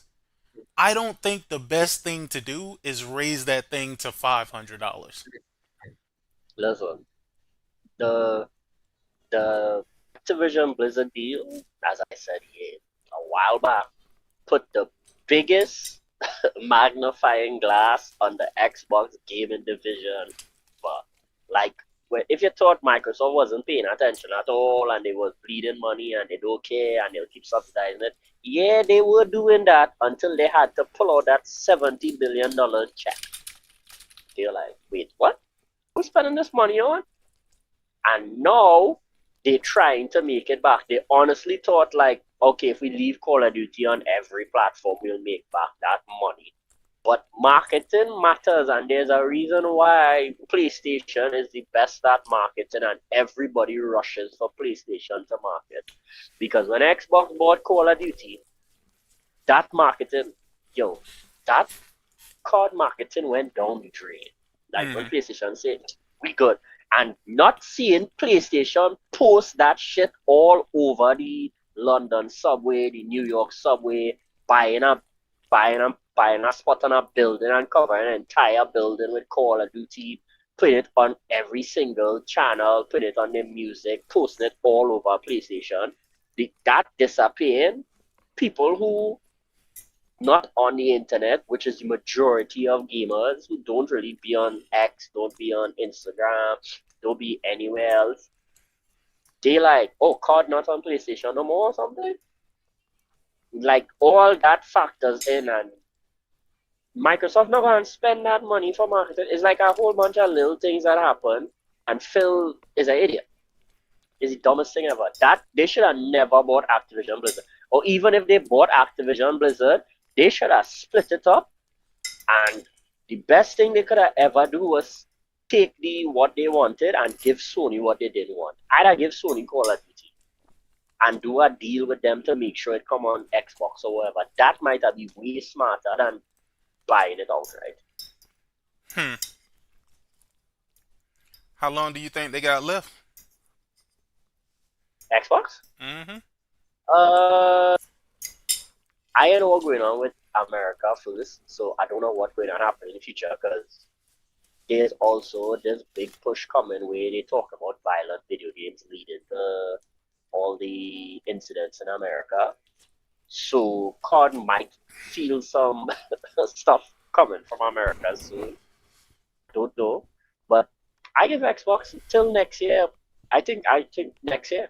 They'll see how it goes with the price increase and stuff, and if things don't change and something major don't happen, Right. I think they will pull out. I think they'll pull out. They want their money back. They want that money back. They want that $70 billion. And the Battlefield market. Yeah, no, and Kelvin, you're right. That shit. Oh yeah, what's up, Lucci? That shit. That shit with Battlefield 2, the marketing with Battlefield and PlayStation, that just make it worse. Like sick. Look how Battlefield come back, right? Mm-hmm. Like if Battlefield was still crap, okay, I could see Microsoft have a chance, but Battlefield and COD going head to head, and Battlefield back in the eyes of a lot of people. Forget streamers and influencers; they kind of losing the push. Like Battlefield back, that and all affecting this shit. So wait, you we'll think? See. Hold on, let me get this straight. So you think Battlefield possibly being a better competitor to Call of Duty is what's moving these prices in the way that they are? Oh no, nothing to do with the price, and I mean like in a sense to speed up them Xbox leaving. Like, but I don't think COD sales will be what COD sales will. Like, I don't mean it will be like low, but like it wouldn't be. COD is as always much gonna as sell, people. man. COD Yeah, is always definitely. gonna sell until people wake up. Until people wake up and get out of the habit of buying COD. Because I think for some people, now it's just a habit to purchase COD. It's not even that they truly want it. Because every time, I'm telling you, I see the same thing. When people buy COD, they love it for about exactly a week. And then they hate everything about it. They're like, nah, this shit is trash, dog. I'm like, Yeah, because yo. they're addicted. They're freaking COD addicts. But it happens every single year, dog. At what point do you say, you know what, let me just sit back and just Because watch? I think they don't have good competition. That's like what I'm saying. Like there isn't an alternative to it. There's COD and then there's COD. It's the same thing like with Fortnite. There could never be a second Fortnite. Like no matter what you do, Fortnite is Fortnite. Do you Grand Theft Auto is Grand Theft Auto. do you think that people are now waking up? No. Do you think people on the Xbox side is now waking up? Not about COD, just about Xbox. No, people, they do. I have a cousin that's still gonna pay that price. No, people. I think like, especially if you've been paying the subscription for years, the fact that you didn't buy games, you have to keep on that subscription. If you get rid of that subscription, what games you gonna play? Oh yeah, You're they gonna library start to for. build Hey, your library. that is. What you gonna like? Look, for example, I stopped buying Plus something, and I have a backlog of games I bought. Like I have Plus games, but I have games I bought, I have finished, so I can always like jump back and play those games or whatever new game I buy. So with or without Plus, I have games I can play. But like my cousin, for example, who has live Xbox Game Pass, he cuts Game Pass. That's it. His library gone. Like he can't play nothing. He have to start to build that library now. That that's insane. Hold on, let me see what the Iron Lords got to say. The price of the brick just went up. Now again, for any and it's not gonna stop. The more successful they are, anywhere in any category, the price of the brick will go up. These companies are not your friend. These companies are not your friend. Hold on now. He never said that he was friends with them. He shields for them. Shielding and being friends is two different things. Two different things. Yeah, I get like for that. Here's the thing though.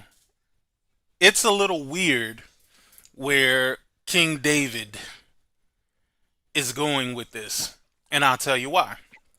He said the more successful a company is, the more the price is going to go up.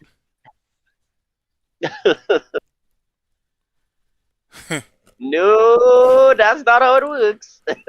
Nah, let me tell you. To a certain degree, I do get where he's going, but Microsoft isn't in that position in gaming. Yeah, that's what I was gonna say. Because if that was true, okay, like let me say hypothetically, fully. It's true to an extent, as you point out, Sick. But let me say, the point he making in reference to Xbox is true. PS Plus should be $60. Isn't it $60? Please, no, per month.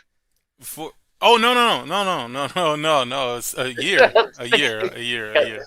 No. It's I think it's 60. Is it? Hold on. No, I think it's $90 or something like that. It's $90 for the regular. Just not double checking. PS Plus. I know the premium is 150 something. Right, look at the prices. Yeah. Despite wider gaming industry protestations, that Game Pass is sustainable. And for the record, I think that's true. Instead, Microsoft are opting to turn the screws on the last remaining Xbox faithful, a seemingly dwindling number of users who still have the passion and nostalgia for the Xbox brand. A passion that Nintendo and Sony have in spades. And instead of rewarding those users, it feels more and more like Xbox are taking them for granted, and I think that the more they push these costs onto them, the more of them they will ultimately lose. Game Pass was the best deal in gaming, but now as many out there struggle to buy groceries for their kids or pay their energy bills, I feel like Microsoft and Xbox need to remind themselves, wasn't gaming meant to be for everyone? Dog, this man here, bruh. Oh, Yeah, what's that? That's gas. Wait, that's the idiot with Phil Spencer. Phil Spencer!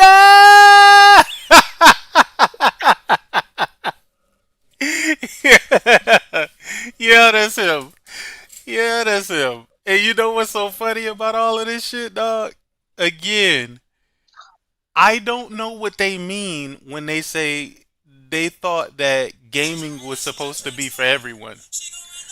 I have no idea what they mean when they say that. And the reason why I say I have no idea what they mean when they say that is because Microsoft is not running a charity. They're not. They're not in the business of taking a loss to make you feel good. They're not in the business of taking a loss to make you feel good about yourself. And for some reason, they just don't understand that. They think Microsoft is supposed to just give away their shit. No, that's what I'm saying. Like, because of how much profits they make and stuff, they think like they would subsidize their gaming division. They would probably do that if they had never bought Bethesda and they had never bought Activision Blizzard. Like, then they wouldn't have anything to give away. He'd have get away with it. He would have got no, but sick. He would have had it. He would have had that money, probably less per year, but you'd have had that to build games, to hire talent. Like you could have poached talent and develop better games versus buying and then firing people because they find it redundant and then they can't produce games of the same quality. I also hate when they bring real life shit into this gaming shit. If somebody is having trouble putting food on the table or paying their energy bill, then you know what they shouldn't be doing? Gaming. They shouldn't be worried about paying for a gaming service. Mm-hmm. They keep making it seem as if gaming is a necessity. Gaming is not air.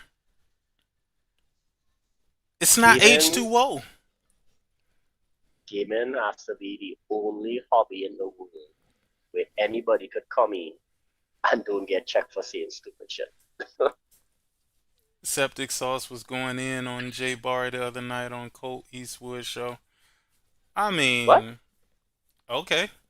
The thing is, I've heard Jay Barry debating skills, and I've heard topics that that dude has spoken on. I don't think he want to be in the same room as Jay Barry for real. No. I'm gonna just be honest with you. All of that, you know, because it's easy to talk shit when the other person isn't there, but when the other person gets there, then you have to have a conversation. So, I mean, and truthfully, I mean, what the hell is he gonna debate? What argument would he make in this instance about these topics?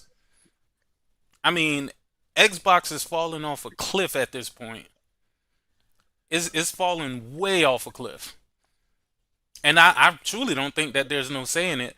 There's no saving it. But what I do hate the most, what I hate the most, is people who try to play both sides of the field. You know what I mean?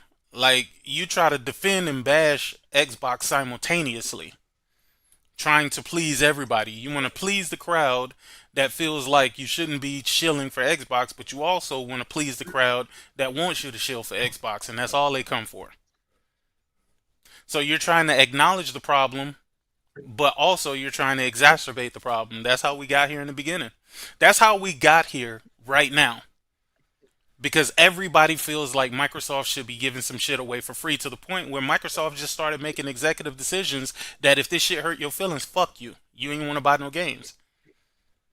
I'm telling you, when Phil Spencer went to that podcast where he was like, you know, there's just no way that we can compete with Sony and Nintendo and shit like that. I think that's the most honest Phil Spencer has ever been. And after that particular podcast, he got in his bag of I don't give a fuck. People just started asking him stupid shit like, hey, is Starfield going to PlayStation? Fuck yeah. Is there a red line? No.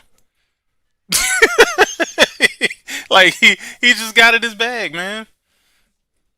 He just got in his bag, man.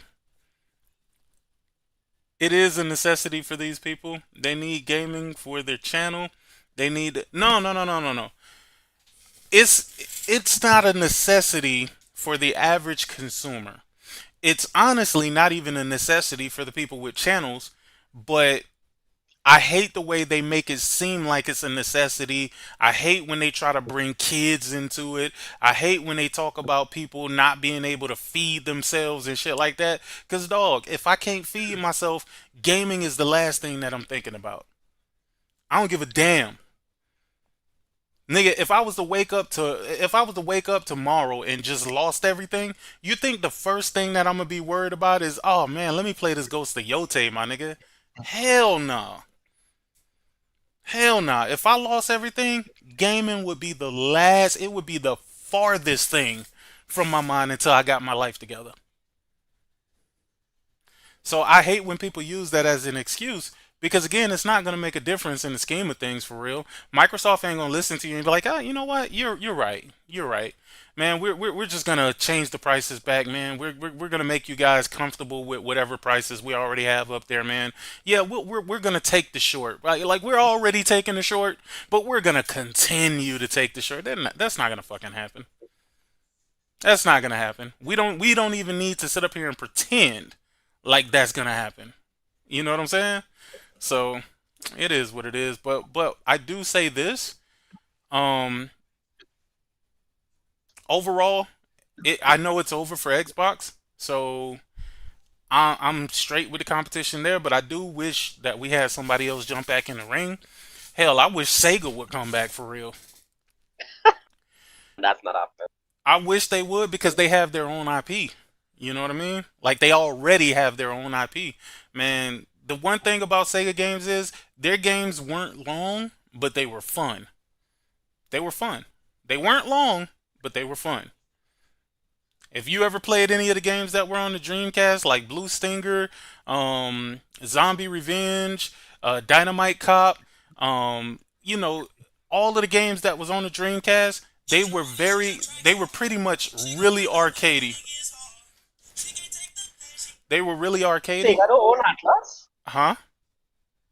They own Atlas. They do own Atlas. Yeah, so they have good games too. Like, they have all the Atlas games. Yeah. No, but Sega has their own. They have a vast library of IP, unless they sold some off. Oh, yeah. Yeah, I know that, like Golden Axe and all those games. Where's this next one too? Shining Sword. Yeah, I would love for Sega to jump back in, but I don't know if Sega has the power to do so. Right? I don't know if they have the spending power to do so. I don't know if they have the infrastructure to get back in that ring again. You know what I'm saying? When they got out, it was Microsoft helping them build a console, which was the worst console that they ever built, but awesome console overall. The Dreamcast was probably, I'm not going to say it's underrated because I think pretty much anybody who owned the Dreamcast loved the shit. But dog, it it came pre-hacked. It came pre-hacked, bro. Like you could just burn the games on the CD and pop them in, and they boot it right up. So that kind of sucks. Sony and Nintendo are not gonna allow anyone else in the gaming console space. They will make it prohibitively expensive for someone else to get in the console space. I don't think they could stop the right people from getting into the console space, but they damn sure did a job on Microsoft, man. All Phil Spencer was talking about is how hard it was to be fucking Xbox. Do you know how funny that shit is to me, dog? They like, yo, we can barely survive in this bitch. They got deals that just make it hard to be us, nigga. Oh, man. That's funny, man. That's funny to hear that from a freaking corporation.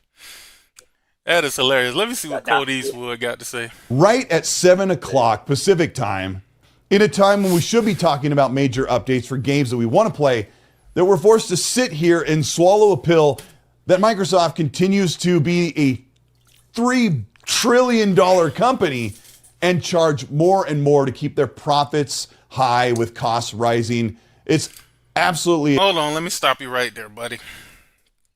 Xbox does not contribute to Microsoft profits at all. At all. Nothing that they do with Xbox is helping them to maintain high profits. Not a single fucking thing. But continue. A horrible combination, and it makes enjoying games a little bit more difficult. It makes enjoying games a little bit more difficult because they won't. Yo, what timeline are we in, dog? Oh, sick. I just saw something on James, like forgetting Colt Eastwood for a second. When they were balling, when the games came across from Xbox to PlayStation, where they were saying like they would play on Game Pass for free, air quotes, and PlayStation would pay and subsidize the cost of their game. Now, see, that in itself didn't make any sense because Xbox isn't in the business, or Game Pass isn't in the business of just sustaining itself. You know what I mean? Just making ends. That's not how they trying to run this shit. So it was stupid to think that way anyway. Because where do they actually get their profits from at this point? Mm-hmm. Where do they get the profits from? So you mean to tell me they're playing the game, you guys feel like you get to play the game for free, and then you feel like PlayStation gamers is going to subsidize the game that you played. So where does Microsoft get their real profit from? Because they might just barely break even with PlayStation gamers. Then what about the rest of the money? Oh, and I checked Sega's booth to see if they would be able to dive in. I was shocked to realize. Sega is being held together by chewing gum right now, bro. Yeah, I was like, what the hell? They barely worth $5 billion. Yeah. So what is called? Sega Sammy Holdings or whatever? Yeah, Sega Sammy Holdings, yeah. Yeah. Yeah, Sega Sammy Holdings, man. Listen, I ain't got the type of money that they got because they still worth some billions, but yeah. For a big company, a big company could eat Sega ass up right now, and it wouldn't put a dent on them at all. I always thought that Microsoft was going to go after Sega. I thought that they were going to actually get Sega, and nope. It just never Japanese happened. company is No. They are a Japanese company, but they seem very, very buddy with the people who pretty much sabotage their fucking console. Oh yeah, yeah. That I still to this day think the dumbest thing ever was bringing Persona. What's our next game? Yakuza, Persona, Yakuza, and was it only Persona and Yakuza? Well, to be fair, Nintendo, Sega did report that when they did bring those games over, those games are the most profitable they've ever been for them. It's about based in like it already finished and then they did whatever fix over and they get a little extra money after it comes out on PlayStation. Mm. Because they said it was profitable and at the same time said it devalued the worth of the games. They said that. I don't know, man. They talking out both sides of their mouth, then. Yeah, can't say both of that. Because it feels to me like they said Persona was the fastest. Not Persona. Was that game that come out? God. Oh There was the God. Persona medieval game. It was the Persona medieval game. I can't remember the name, but it fall off so fast. Hold on, let me see what this is. Korea. It's corporate greed. And there's nothing positive about the news today whatsoever. This is a ginormous rake-stepping moment. I think it's corporate greed at its finest, and it's disgusting. I am a face of the Xbox community, and you can rest assured that I'm going to be here defending the masses. I am the face of the Xbox community. I am a face of the Xbox community. This man just said this shit with a straight face. And he said, you know he's going to defend the people. I'm sorry. This Mr. Boomstick guy is fucking hilarious. Wasn't this the guy who said that he was going to put like 1,000 hours in Crackdown? I wonder how them 1,000 hours went. Did anybody ever check to see if he hit those 1,000 hours? I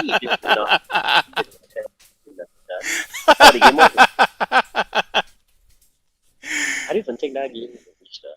You didn't think what game which what? What game? Refantizo. Refantanzio?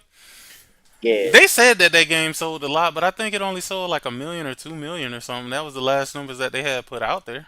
I don't know. Yeah, they just say like it was one of the fastest selling games ever. I'm thinking I was like, okay, I'll see but it in 3 months. faster selling just means the initial push, right? But that doesn't mean that in the long run or overall that it's going to be the best selling. But faster selling, sure. Broomstick got dropped too many times. Y'all shout out. It's crazy how little Sega is worth compared to the others when they own so many classic IPs. You would think they were worth more. Nah, they ain't. I liked it. Platinum did. I haven't even played it. I ain't gonna even lie to you. I don't want to play nothing Persona-like right now. I just watched it. I was like, I like Persona series. Listen, Persona 5 was so fucking long in the tooth, bro. I'm like, dog, how do they keep pumping out these fucking games, dog? But nah, I don't want to play nothing that's Persona-like, not right now. And then Royal was just as long. I ain't even play Royal. I only played the original Persona, got the platinum and that shit. Persona 5, the Persona 5 Royale, have not touched it. Not at all. As you brought up how they crank out that game, like I don't understand how they made that so much changes in Royal from 5. That was wild. Mm-hmm. Let's see. What else we got, James? What else we got? It is an Xbox if you use it like one. Yeah. Yo, I think I want to get one of these Shure mics. I want to get one of these Shure mics. I don't know why the bass reference in the Shure mics. I just love when I hear it, man. It's like it's this crispness that I just can't even explain to y'all. I love the way these Shure mics sound. The most Jedi comment. Yeah. It's but from that's like the once you're 1660. So if fun. that's you, Yes, well you're done. a poet. I go into this treating it like an Xbox, and for me, it is an Xbox. It feels like one, yeah, absolutely. But it's not an Xbox. It's the first official Xbox PC handheld. Yes. It is a PC handheld. It's made by Asus. Yes. Asus. It's part of their ROG lineup. Yes. These are the big hints that it's a PC. Yeah. It's a continuation of an existing PC lineup of products. Yes. The Ally and the Ally X. Yes.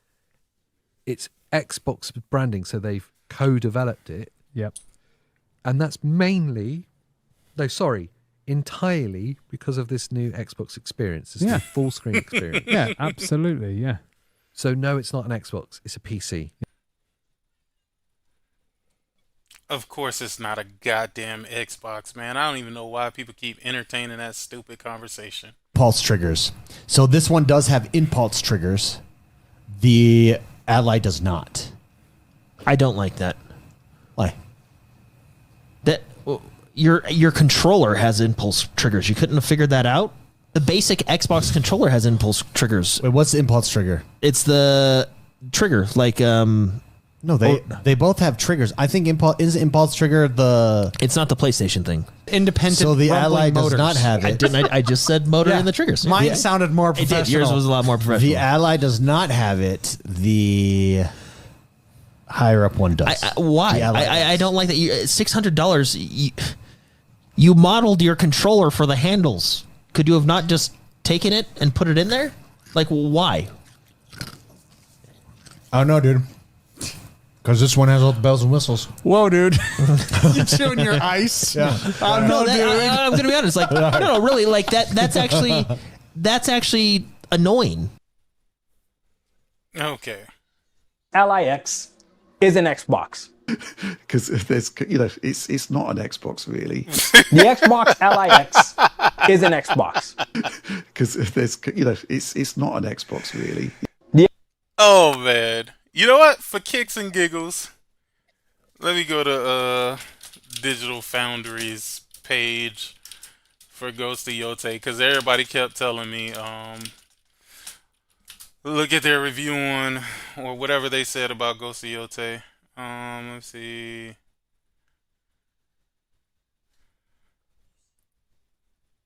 Uh-oh. Did I lose the sound? Sure. Okay, I don't hear shit. Hold on a second. What the hell? Just now a sec. Hold on. Okay, that's not right. Why in the hell do I not have sound? I hear you. What the hell?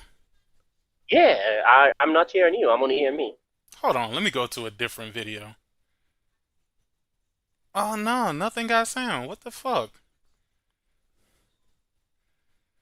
Yeah, the video don't got sound. I'm just not hearing the videos. Oh, check the audio bar and see what's going on. Did you pull the videos into the capture, or is the same setup from before? No, that's the same setup. I just had sound. I was just listening. Oh yeah, because you're just using Twitter. Yeah. Okay, that's weird. That is super somebody weird. said the Chrome tab is muted. Huh? Serious, the Chrome tab is muted. Oh, it is. Why in the hell was it muted?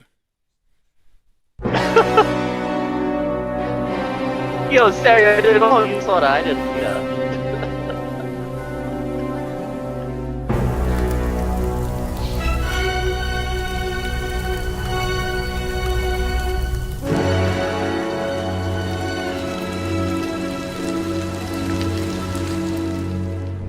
When building a sequel to a successful game, developers often walk a fine line. Stick too closely to the original and risk stagnation. Stray too far, and you might lose your dedicated audience. Early impressions suggested Ghost of Yotei leaned toward the former, but the final result reveals something more compelling. Not only is Yotei a remarkable sequel, it's also a visually stunning and confidently... This game looks really fucking good. What the hell were people talking about that this game was like, I don't know, just like a reskin of Ghost of Tsushima, which didn't even make any sense anyway, because it builds upon Ghost of Tsushima. But this shit looks really fucking good. Executed evolution of the original.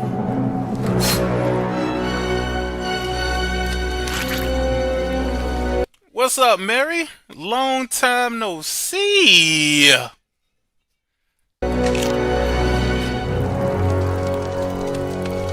Executed. Oh yeah. Oh yeah, she looked like she ready for war. She ready for war, man. She ready for war. Yo, look at that. Look at that, boy. She look crazy right now. All this dirt and shit that she got on her face, though. Yo, you ever think about this shit, right? You ever play a video game, right? And you playing as a woman and you like, yo, I know her shit smell crazy, dog. I know her shit smell crazy. She out here running around, fucking fighting and shit. But she never take, dog, they never take time to take a bath. Yo, you ain't never think about that shit? Well, hold on. Technically, you never make her take a bath. No. I'm not specifically talking about this game. I'm talking about any game with a female character, bro. I'm like, dog, at some point you gotta be bleeding, bro. And you ain't trying to wash that cat? No, what I'm saying, you ain't trying to wash that cat, bro? You ain't trying to wash your shit? Yo. But yeah, they would have to bathe. They would have to bathe. They probably have points where they bathe, but you don't see it in game. I think I was seriously, that shit is seasoned. Yo, seasoned like a motherfucker, boy. That shit probably smell like jerk seasoning, nigga. All kind of curry. Yo, and I'm saying, what game have you ever seen a character put on deodorant, bro? You never see that shit. I was saying the same thing in I was saying the same thing in Death Stranding. Wait, Death Stranding you can wash out on the ship though. When they come up on the ship, they didn't. You can wash. First of all, let's not pretend like Sam was bathing with soap. My man was bathing with his hand, dog. It's the future. It's the future. You don't know if the water has soap content in it. We cannot be assuming that it was just water. Hey, get the fuck out of here. Yo, nah, hell nah. Sam smelled crazy as hell, boy. All the Obey season. Yo, nah, but I'm telling you, dog, I might be weird for that shit, but I swear to God, I be thinking about that shit, dog. I be like, dog, they be around here doing the most. And when I say doing the most, they be around here doing the most. I'm talking they running all around here. They in the mud, nigga. Like Last of Us Part 2, bro. I was like, dog, I know they smell like absolute shit. They ever paid in that? They ever do season about paid in that? I don't think so. Yo. Alright. Part 2, right? Yeah. I think it's part 2. They talk about bathing. Yo, what up, Jamal? Yerp. What up, my boy? My boy. How do you do, sir? Man, you better put that baby to sleep, nigga. Put that baby to sleep before you get on this mic, nigga. Have your wife come in here and start popping your ass, nigga. We'll have to go ahead and call the police to Arizona, nigga, for domestic violence, nigga. Don't worry, we got your back. Nah, boy, I know that life, boy. That life crazy, boy. It ain't what you expected, huh? Bro, I'm like, I can't even buy these games right now. I'm like, I don't have no time to play. I'm like, I got a wife and kids. Like, no. You can forget about that for the next 6 months, my brother. Like, I'm like, damn, I'm trying to like get to something. I'm trying to get to this game. Like, I don't even have time to really even sit down. Nah, as soon as you hear,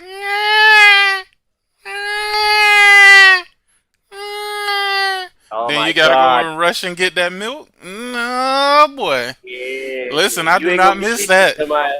I don't miss that, my brother. Jabba gonna be up all hour. Like, what the fuck is this? My backlog about to be fucking crazy. Crazy. I definitely want to get Ghost.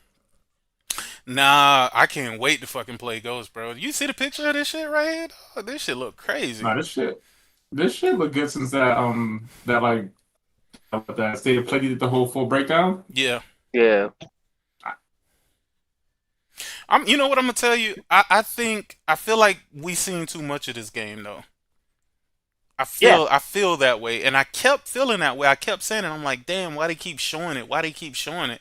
I wish they would have like pulled back a little bit. I get what they're doing though. You know, they want to give everybody as much information as possible so that they can make a decision, you know, to purchase the game and whatnot. But god damn, dog, like I hope they don't do that with Wolverine. Let's just say that.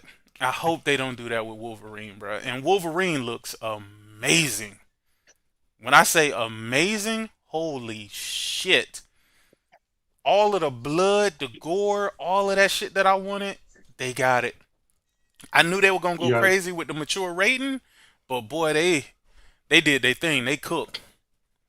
So you know Wolverine's my favorite X-Men after Magneto, or I guess the X-Men side of him.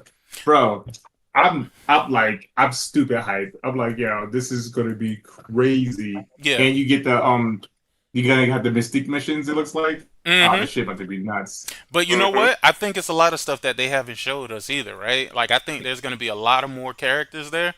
I hope. Oh hell yeah.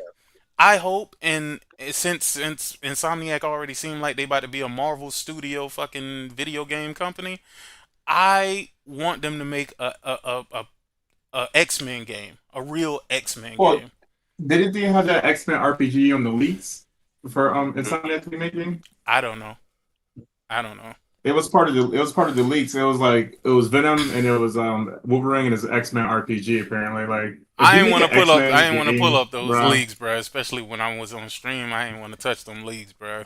I truly. Hold on, I'll tell you. Nah. I'd rather be surprised. I'd rather be surprised. We can leave it at that. I miss the days where we used to actually be surprised about the shit that we saw.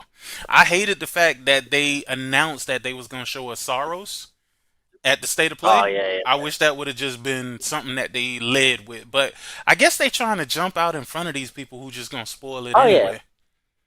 Yeah, that was not what to say. Also, you didn't even have to watch the leak to know X-Men was coming. If like say hypothetically leak never came out and you watched the trailer, from the time you saw Mystique and Omega Red, you would know that X-Men coming. That would be like the next game to come out. Isn't Mystique somebody related to the Beast or something like that? Or there's some relation between? She's Nightcrawler's mother. Nightcrawler. There you go. That's what I meant. That's what I meant. Not Beast. Yeah. And she is this next one father. What's his name?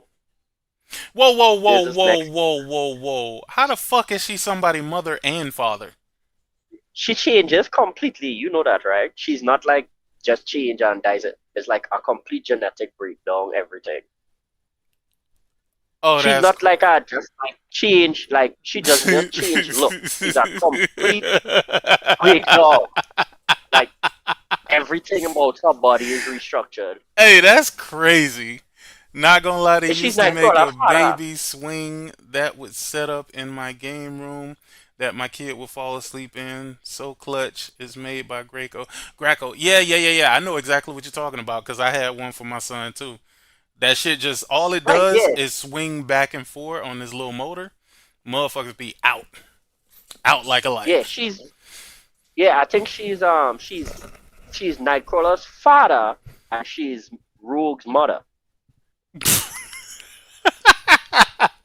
I'm sorry, that's funny to me, dog. I know she's one of them father and she's one mother. So it's either she's Nightcrawler father or Nightcrawler mother and Rogue father, Rogue mother. But it's one each, one father, one mother. Azazel is Nightcrawler's father. Well, Nightcrawler's father is a demon, or was at one Rogue's point. adopted mother. Okay. Marvel changes things a lot.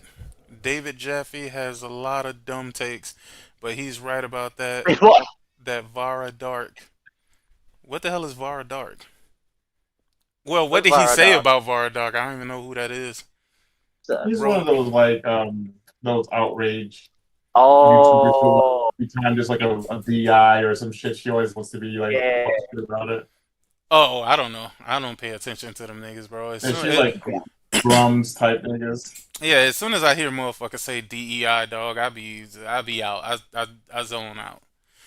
I zone out. Because nothing smart is gonna come out of your mouth, and none of the people you're saying is DEI, you are better than or could potentially do what they do. So, cut it the fuck out. The most insane stat about DEI is that white women are the biggest DEI out of everybody, but whatever. Oh yeah, for sure. For sure. Let me play this shit though. Let's see what they got. Ghost of Yotei, the Digital Foundry review. I don't want to hear no review. I just want to hear what they say about the game or whatever. I don't want to hear what they say about the game in regards to how they feel about the game, but the technical aspect. As before, Ghost of Yotei. Yo, this shit looks so good, bro. Hey, shout out to Sucker Punch, bro. Like, they really stepping their game up for real. That's why I wish, oh my God, I pray to the gods in the heavens above, please make Sucker Punch make another, what is that game? Infamous. I need another Infamous, man. I need it. Opens with... Yeah, I need it. I need it, dog. But I wanted to be with Cole, not that Delson nigga, man. And fuck out of here. With sweeping, living landscapes that stretch out endlessly towards the horizon. The game's opening title sequence expertly combines perfectly placed musical notes with the appearance of the primary companies involved, followed by a title card. The power of such a sequence cannot be understated. It sets the tone for what's to come. Looks fucking amazing. And Ghost of Yotei pulls it off beautifully. But before you take to the fields at the foot of the mountain, you're introduced to the character Atsu, whose family is murdered before her eyes at the foot of a burning tree by Lord Saito and his gang. We're then treated to a beautifully animated, ink-style introduction sequence. Atsu has returned to her homeland 16 years later, with an eye for revenge. You begin by cleverly writing the names of your targets using the touchpad, which serves as your belt during your journey. The introduction mission focuses on the snake. During this sequence, I immediately noticed that the game seemed to be running near 4K at 30 frames per second. Naturally, I headed straight to the options menu to see if 60 FPS was available instead. What I discovered was a welcome surprise. You see, Ghost of Yotei supports ray tracing. Now, ray-traced lighting is a perfect match for an expansive game like this, yet prior to release, any online search pairing... Hey, I gotta give it to Jemiah. This ray tracing in this game actually looks fucking phenomenal, man. And I don't really fuck with ray tracing like that too tough.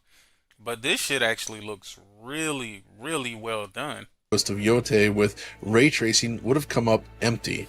It's a feature the developers have never promoted or even mentioned, but it's here, quietly waiting to be found, and the results are excellent both on the base and professional PlayStation 5s. If you're playing on a PS5 Pro even, you can enjoy it at a full 60 frames per second. But of course, you might wonder, what does it actually do?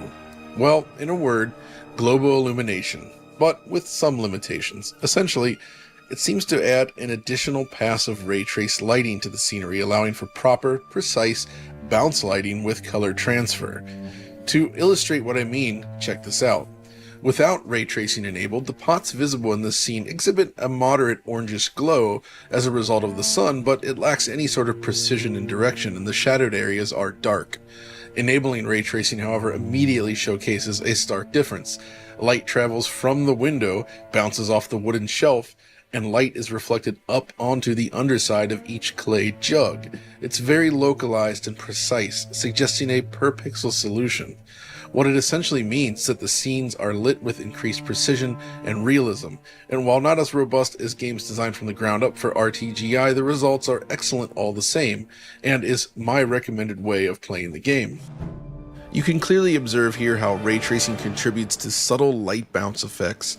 Note the illumination visible on the underside of Atsu's hat, a detail that would be absent using a purely rasterized solution. This implementation simply allows for a more robust simulation of light transport.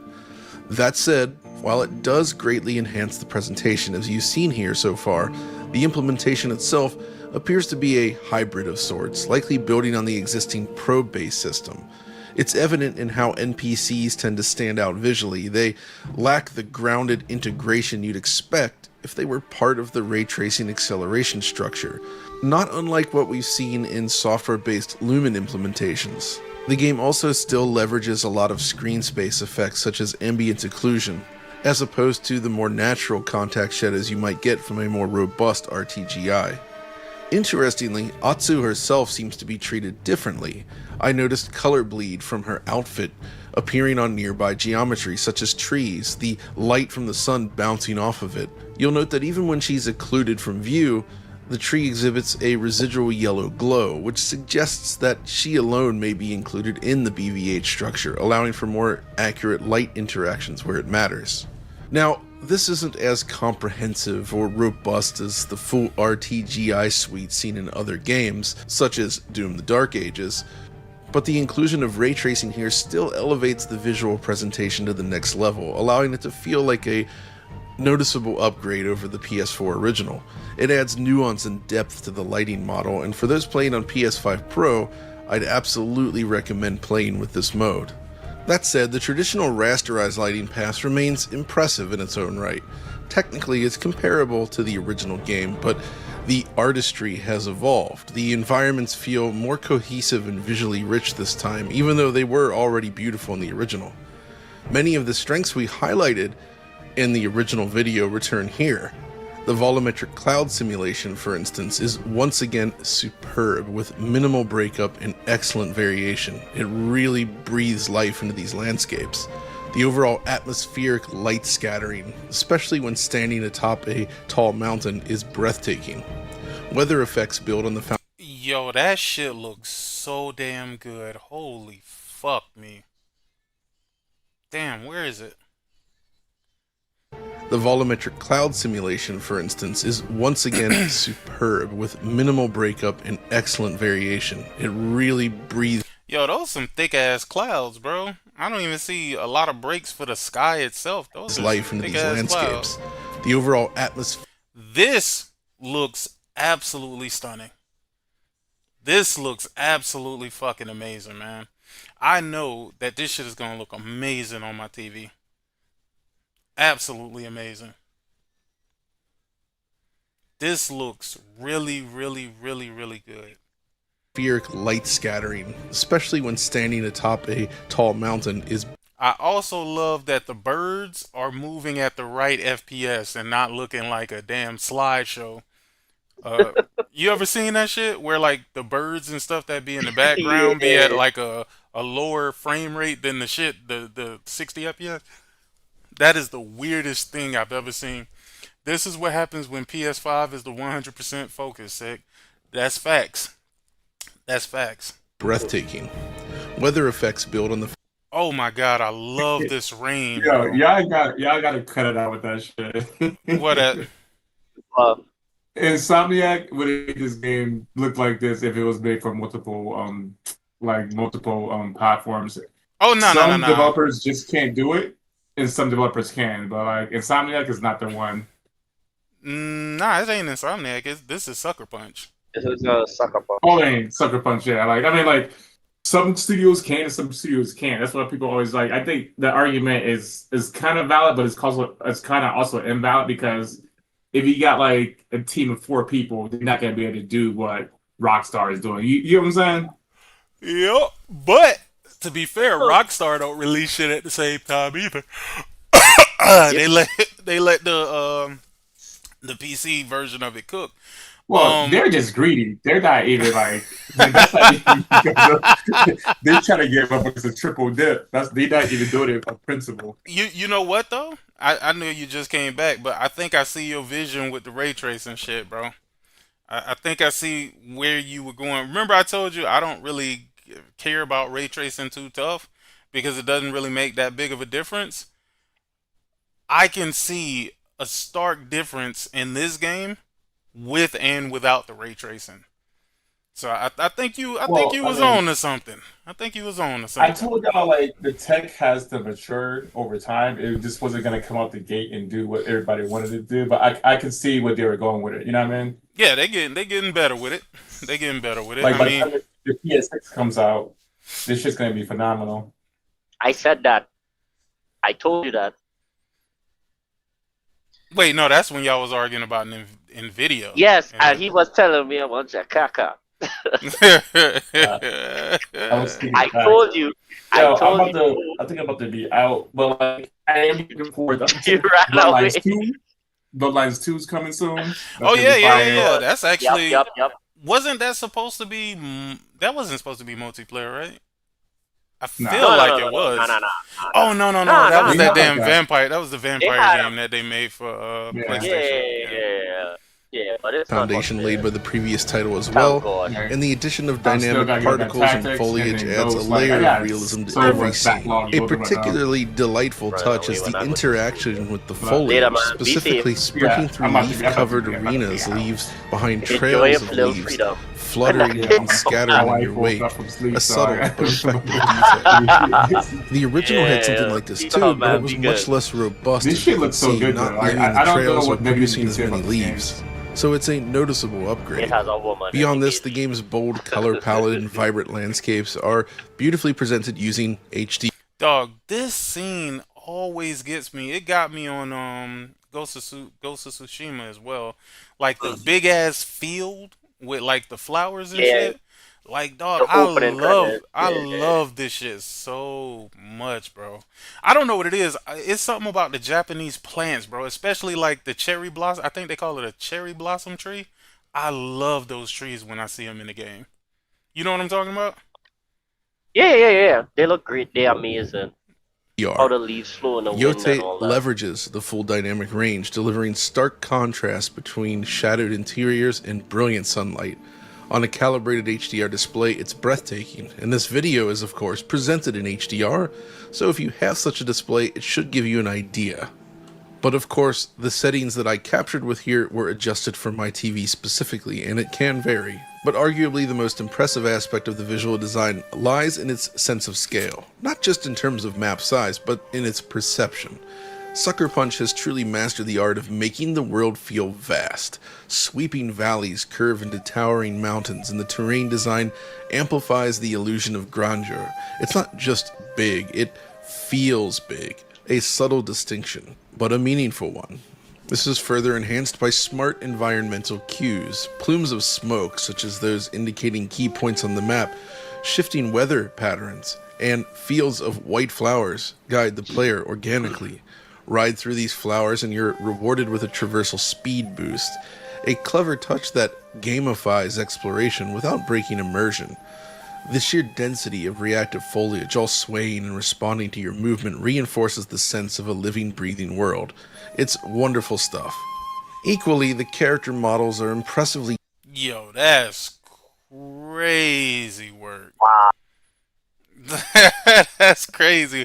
I'm looking at this shit on a 1080p monitor, man. But detailed this, once again, just this like the shit, first I game. can still see the detail. It's crazy. Your laptop is 1080p? Huh? Nah, it could.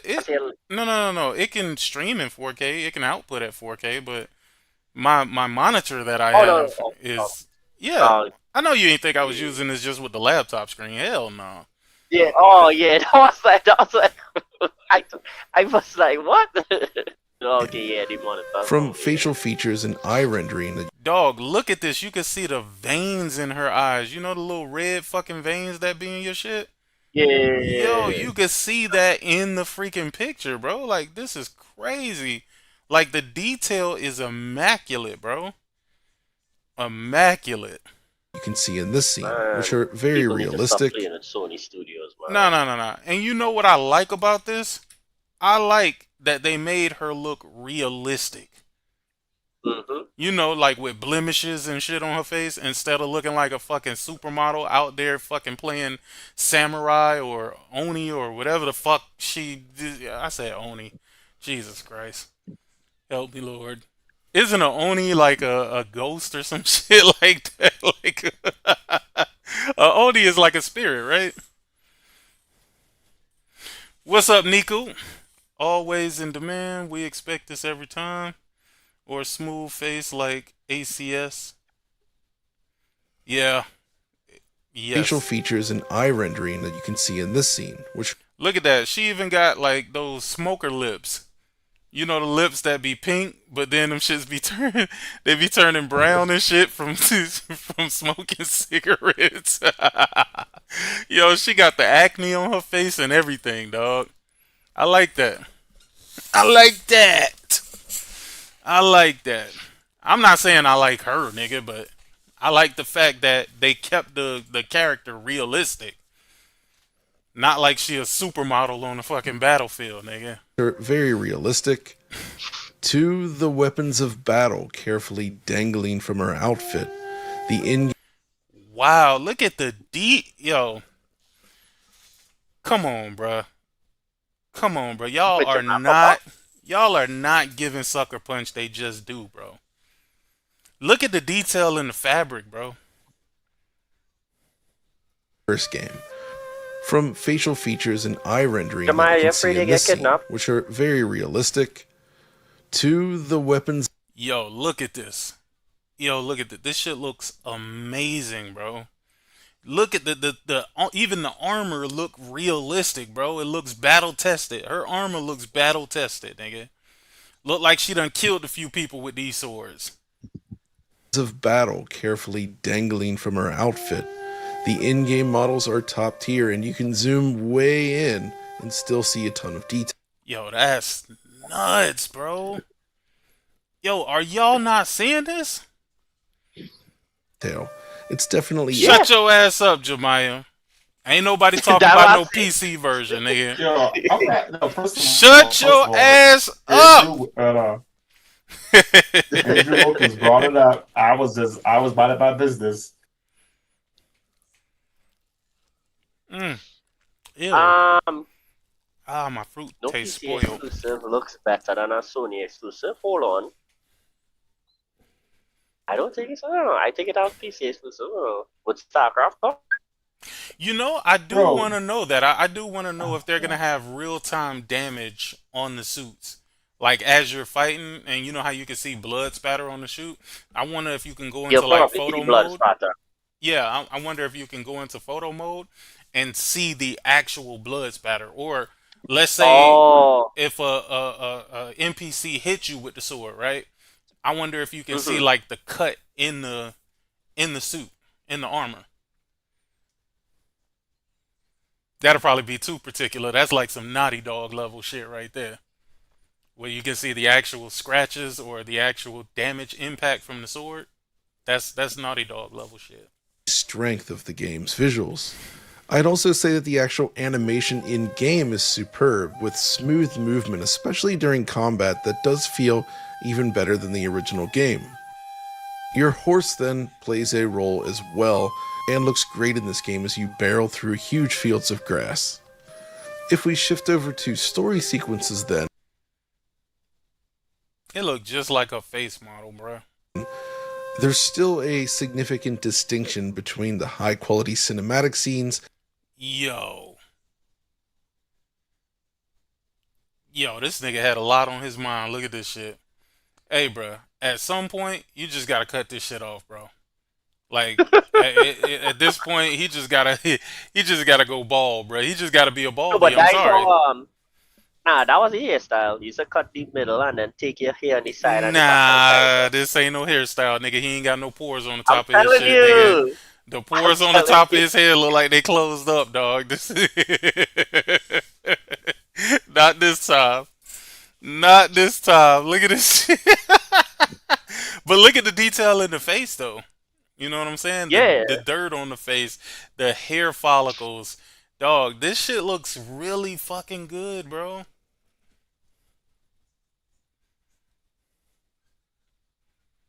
Nah, this ain't no hairstyle, big dog. Sorry. And normal dialogue sequences. Dude, the facial animations is like next level, bro. So the cinematics, the big story moments, these are of impeccable quality with brilliant lighting, effects, framing, and animation work. They were already excellent in the original game, and that's the case here with even more. Well, I got one little problem. She got on this hat, right? But the hat got holes in it. But none of the water is on her face and it's pouring down raining. Even more. You see what I'm saying? Like, or maybe it's just a wig hat. I mean, not a wig hat, but yeah, maybe a wig hat. I don't know. Maybe it's, nah, but it's not even falling off the edge of the hat, right? So let's say it is falling on top of her hat, but then it would roll down, right? And it should be dropping off the side of the hat. I don't even see visual that. flair. I'll talk more about this shortly, but I do want to mention that the storytelling in this game is also leagues beyond the original. It's very well done. How See? You don't see no water falling off the hat, and you also don't see any water on the actual face. Like, I see what appears to might be maybe sweat, maybe. Her skin looks a little damp, but not as if rain was hitting it. I mean, they're not gonna waste all that processing power on that shit. Like, Yeah, but they should have let something get on your face. However. Pause. God damn. not every scene can realistically be produced this way, so exactly like the first game and many other open world games to be fair, these secondary scenes are used instead, and in this game the animations are rather limited, so the gap between the two feels a little greater than usual. This is an area where Horizon Forbidden West massively improved on its prequel, but here it's not all that different from the previous title. It's kind of similar to something like the Like a Dragon series, which has these amazing directed cutscenes with subpar character interaction sequences. But while we're on the animation, there's something else I wanted to touch on. In my original video, I complained about this, specifically the way the character interacts with slopes and steps. It's not a huge deal, but it does influence how the character sort of interacts with the terrain while simply walking or running. Did they improve it? Well, this time it does seem that foot IK, inverse kinematics, is used here, but the actual movement and animation when walking up and down slopes or stairs still doesn't properly reflect the terrain. It's a lot like the first game. Yeah, it's Which means clipping. when doing these actions, it looks a bit awkward. I was really hoping they would solve it, but alas, here we are. Another holdover from the last game is the reliance on screen space reflections with cube maps as the fallback. For reflections, of course. By and large, it works well enough, but as usual, the typical SSR artifacts do rear their head from time to time, and unsurprisingly, cube maps don't always match the scenery. Still, aside from those tiny nitpicks, the overall presentation in this game is fantastic. It's a beautiful game, a beautiful world, and a wonderful evolution of the original. It still has its weaknesses, but overall, I do think Ghost of Yotei is a stunning, evocative experience, and I'm always happy to see a non-Unreal Engine-based open world game hit the scene. So, let's say you're jumping in, you're sold on the game, you want to give it a shot. You might be wondering then, what's the best way to play? After all, when you open up the options menu, you'll find up to 4 different graphics modes, 3 on the base PS5, and 4 on PS5 Pro. So, what do they do, and how do they impact the game? When starting the game for the first time then, Yotei targets 30 frames per second, with a resolution of 3840 by 2160 or native 4K, without ray tracing. If you're looking for the best image quality, this is the mode to go with. When counting the base PS5, I usually got around 28 out of 30 pixels, so the resolution is a little below 4K, but the image quality is still excellent. Then there's the performance mode, which targets 60 frames per second. This one drops down to around 1440p, also without ray tracing. The base PS5 version, however, is closer to 1080p, just slightly above. Then there's the normal ray tracing mode, which is capped at 30 frames per second, but is available on both regular and professional PlayStation 5s. This one comes in around 1728p or so from what I've found, but closer to 1440p on the base system. And thanks to the excellent TAA in the game, it's still very sharp and crisp, but you can use RT features. My favorite mode though is the RT Pro option. This one offers 60 FPS gameplay with ray tracing, but it also leans on PSSR for anti-aliasing and upsampling, Let's go. at least as far as I can tell. The base resolution is a lot lower though, weighing in around 1080p, but the overall image quality is still pretty good in most scenes. But I did find an occasional issue, like here, look at this fine-grained cloth pattern. It's okay enough in the other mode, right? But when you switch to the RT Pro mode, you see a lot of extra noise and sparkle here, likely as a result of PSSR. Conversely, there are areas where the PSSR version has advantages over even the highest resolution quality mode. Like here, there's more stability on the wooden planks on the side of this house, specifically when using PSSR. Honestly, in terms of overall image quality, I do tend to think that the PSSR version trades blows with the highest resolution 4K mode. Let's go. It's really good. The thing is though, I can't really say that any of the modes are bad per se. They each have their own trade-offs and all deliver the expected results. So it's basically about tilting the needle in the direction that you prefer, right? And this is also true I would of tell you what, this is a no-brainer. I'm definitely playing in ray trace pro mode or whatever. I'm definitely playing in that mode. I don't give a damn. I get 60 FPS plus the ray tracing. I'm good. I'm good there. I don't need the quality mode. I don't need the quality mode. The super chat, sir.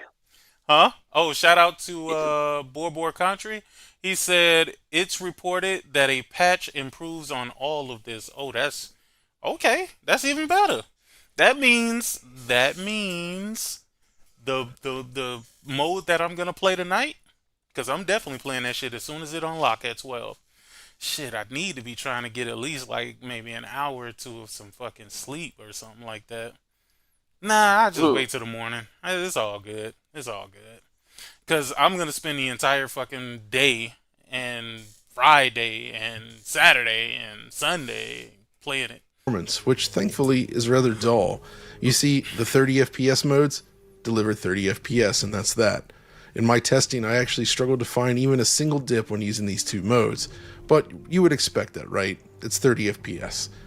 60 frames per second, though, is where things get a little more interesting. Because if you recall, the state of play featuring this game recently exhibited major performance problems, which left me wondering about the state of the game and its final release.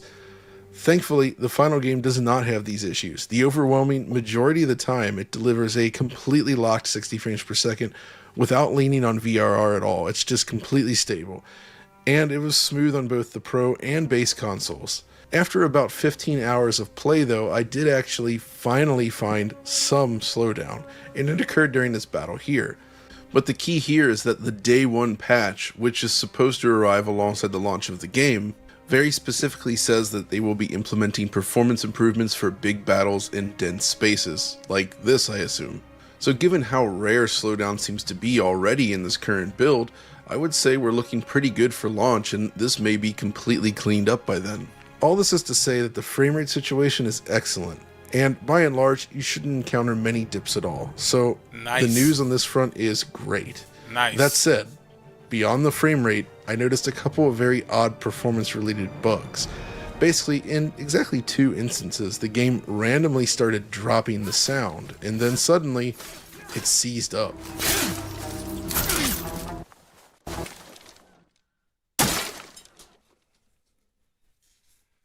I thought the whole thing crashed, but after 10 to 20 seconds or so, the game actually came back and continued as normal.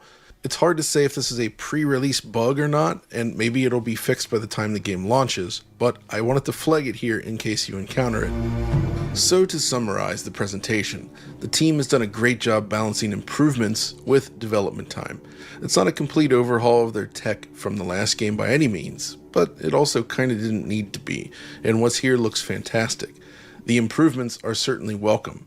Beyond that, it has great image quality across the board in every mode, and runs almost perfectly with only the occasional hiccup here and there.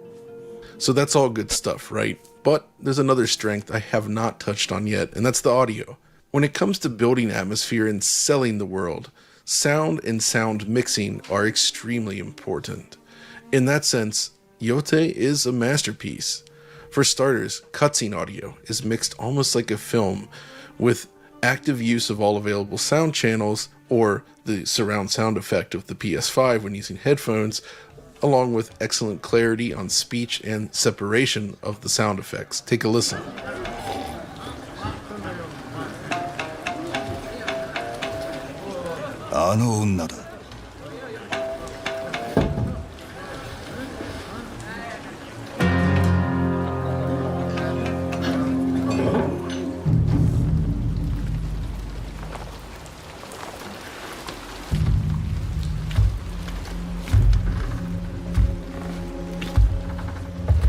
The fuck? Yo, she's stomping hard as fuck. The sound do sound good though, and I'm listening through these headphones, and they sound good.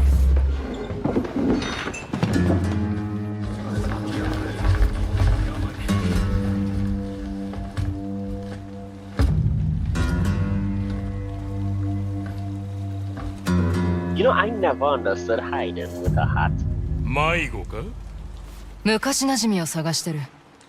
妖帝六人衆。 Damn, I might have to play this with the Japanese audio. Always plays with the Japanese audio.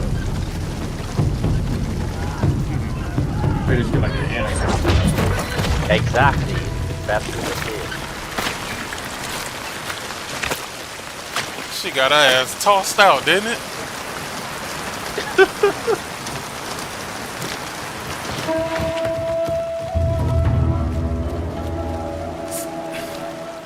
Okay, see, she fell in a puddle of water, and none of the water was, you know what? That's crazy.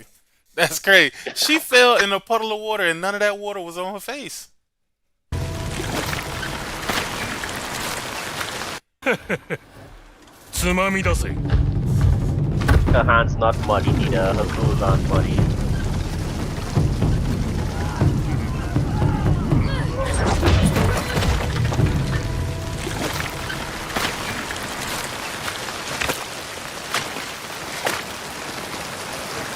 Her hat is crumbled.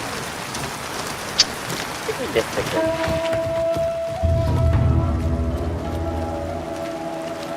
The Kurosawa mode also returns, which obviously changes the look, but something I didn't mention before is that it also influences the sound to more closely resemble classic Kurosawa films like this.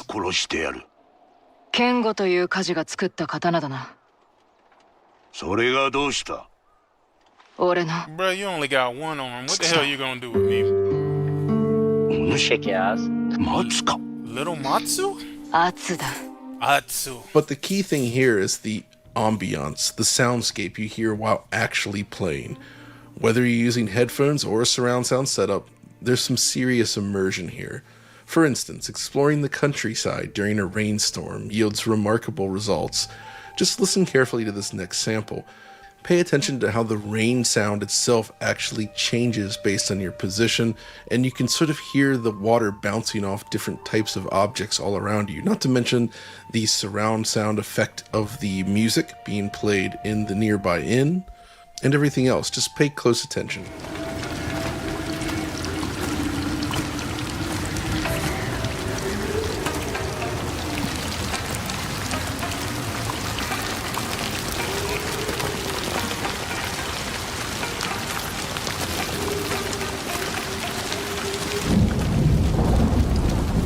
Rain sounds really amazing in this.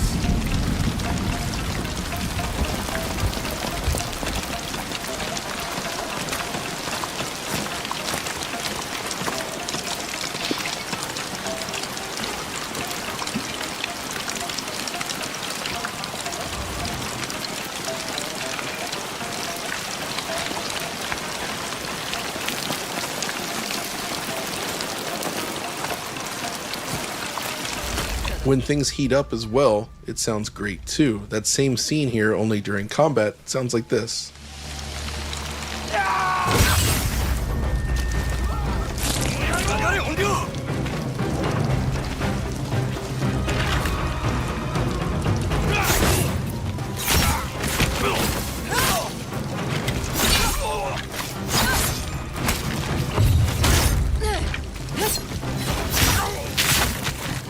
Nice. But then there's the Watanabe mode, which is a collaboration between Sucker Punch and Shinichiro Watanabe, director of Cowboy Bebop and Samurai Champloo.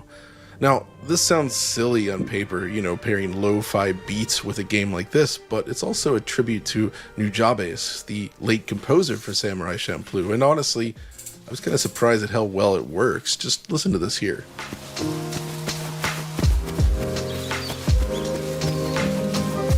Oh, I'm definitely playing in Watanabe mode. This music is soothing as hell.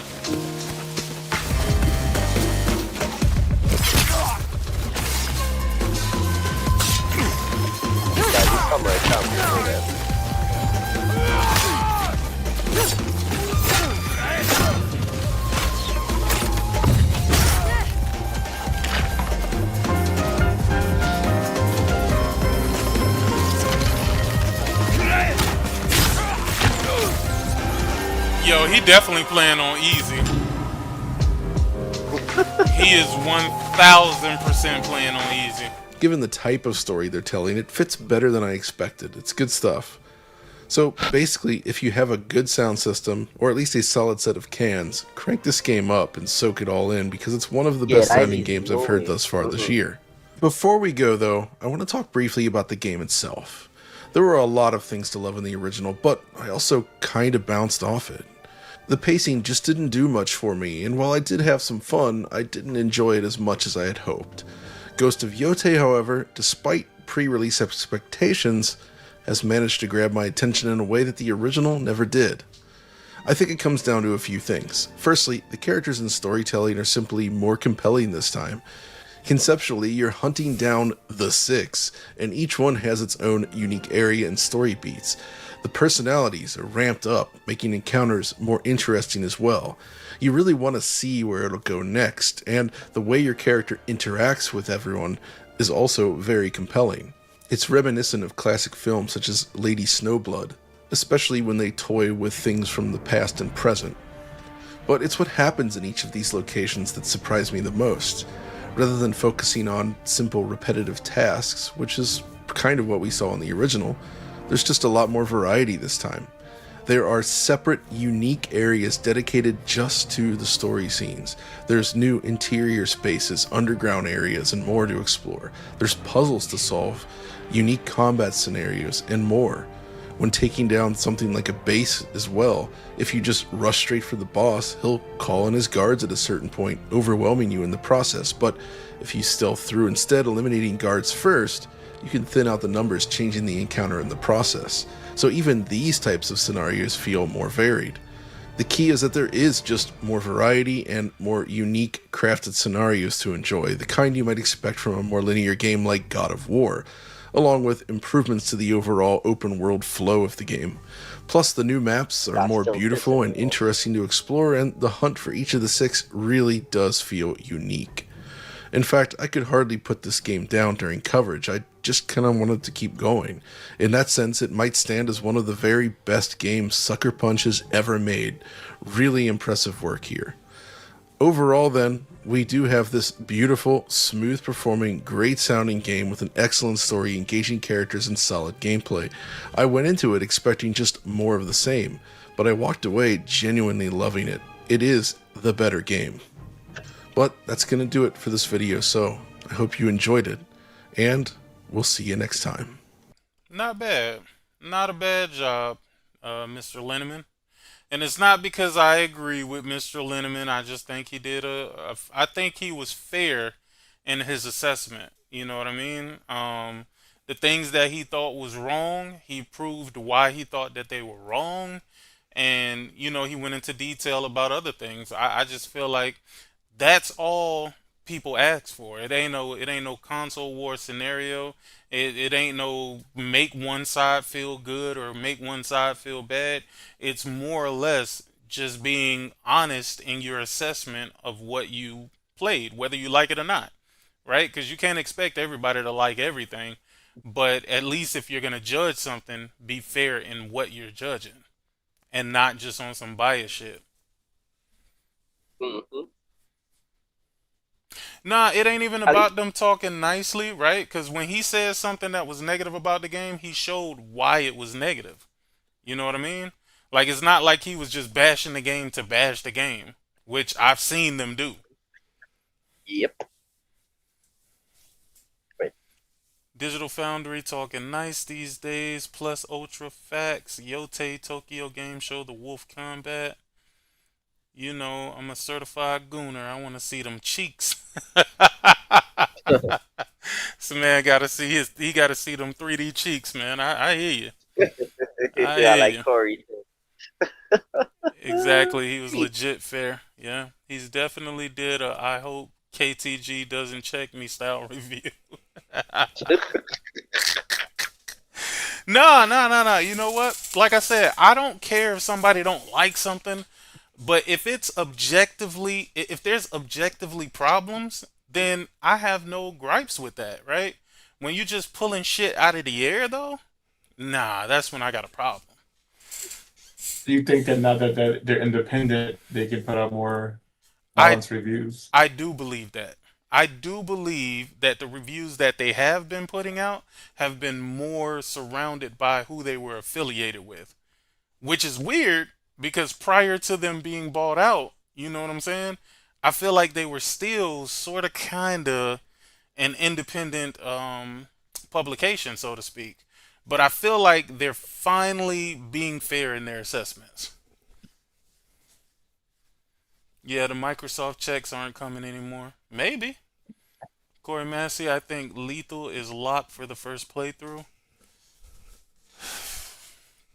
I wonder if there's a trophy for it.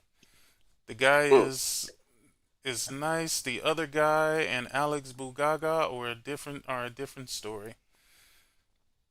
I don't know what's up with Alex Battaglia, bro. Like, honestly, it feels like he's not satisfied with gaming, period. And that in itself seems kind of crazy.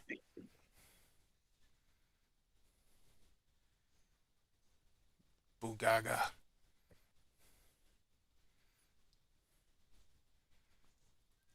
Is this shipping with New Game Plus, or do we have to wait for it? Yo, I'm gonna be honest with you. You know what I'm waiting for? I'm waiting for that Legends. But I think they say that's not coming until February, if I'm not mistaken. That'll definitely give me time to go ahead and get that platinum, and then I'll shift that joint over as soon as Legend. I'm not even gonna delete it off my console. To be honest with you, I'm gonna leave it there until Legends come. I can't wait for that to pop out. I hope they support Legends more, because Legends, while it was great, they could have put more content in Legends. They could have put much more content. Did you play the raid? I don't know if you played the raid or not. Yeah. I played the raid. The only one I didn't finish was the last one where they didn't tell you no hints, and you had to do it with friends together and all. Oh no, you couldn't. I hope you ain't try to do that shit by yourself or with like randoms, because that would not work. I tried to do it, yeah, because my friends played it out and they beat it out. So like I had to play with randoms and they moved on. So I never got to finish that last one. Yeah, just the last highest difficulty version, but the others are beat out and stuff. Nah, that raid was fucking nuts. That was some of the hardest shit I've ever done. Seriously. Yeah, that was one of the best things ever with it, and I'm glad they bring it back and they didn't do like a full insane, let me go all in on multiplayer kind of focus. Just improving on the base Legends is enough to make money for them. Yeah, I mean, I don't really care about the money that they make for it. I want them to have some content ready for us. No, that's what I'm saying. I think in a sense that if they know it good and they can make money from it, they'll push to let them put content in it. Like, yeah, put some more Well, stuff that's in the it. thing. I would have paid for more content in the original Legends, because I feel like I they don't know had why they didn't. I feel like they had a good amount of content to start out with. But if they Yeah, but would they have, never. let's say they would have put more raids and things like that, I would have Yeah, paid like I would have paid like $10-$20 for it. yeah. I think the only thing was like the God of War, Bloodborne, what was the other two skins? Was it Nathan Drake? Was Uncharted or Ratchet? It I was God of don't War, remember. I think Bloodborne, I two don't remember. other skin armor types, Horizon and somebody else. Yeah, I know it was Horizon. I know it was God of War. I don't remember what else they had there. What do you think Yeah. about the speakers? The Pulse Elevate. The what? The Pulse Elevate, the wireless speakers. I'm not buying no goddamn speakers. Well, I know you ain't gonna buy it. What you think about the speakers though? I think it's a great because Pulse 3D audio is amazing on PlayStation, so having a speaker dedicated to their state-of-the-art technology is the best thing. I kept telling people that this was they specifically made this for PC gamers. While it will Yep. work on your Portal and it'll definitely work on your PlayStation, they didn't create this or intend this to be for no goddamn just no fucking regular PlayStation. I mean, it was created for a PC setup. I think it's not like it's like the whole PlayStation ecosystem thing. Yeah, I mean, it could service any of them, but first of all, how many people with a PlayStation is playing on a fucking monitor sitting at a desk? That's number one. And number two, why would you want this if your PlayStation is connected to your TV? Most people have like sound bars or like specialized sound systems.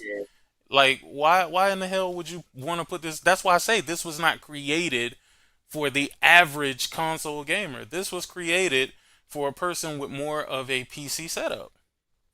Yes, yeah, I think it works for PlayStation. Yes, you can connect it to your PlayStation. Hell, you can connect it to the Portal. But I can guarantee you this is more geared towards the PC gamer. Or a user who has a PlayStation and somehow, some reason, for whatever reason, connects that shit to a monitor. Yeah, that was what I was saying. Some people just have the PlayStation set up with right next to their PC and stuff, like me, but it's connected to a TV and thing, and I'm a good distance away. Tokyo Game Show is like 3 minutes of gameplay.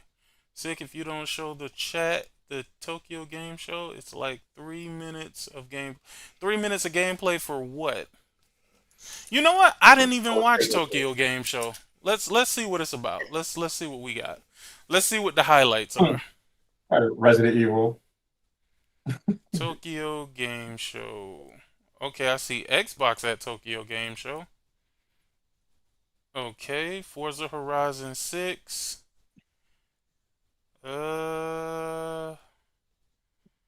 Tokyo Game Show. They don't have no dedicated Oh, they got Spider-Man and Ghost Rider gameplay, huh? I don't want to watch it through GameSpot though. Fuck them niggas.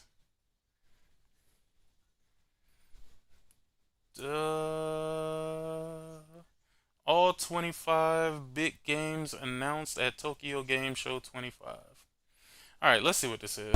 District 30 is now complete under Project Retrograde. The Lux system is about to begin trial runs in newly developed areas. Mara, we gotta We go. have some breaking news. Following reports of... What is this? Project Retrograde?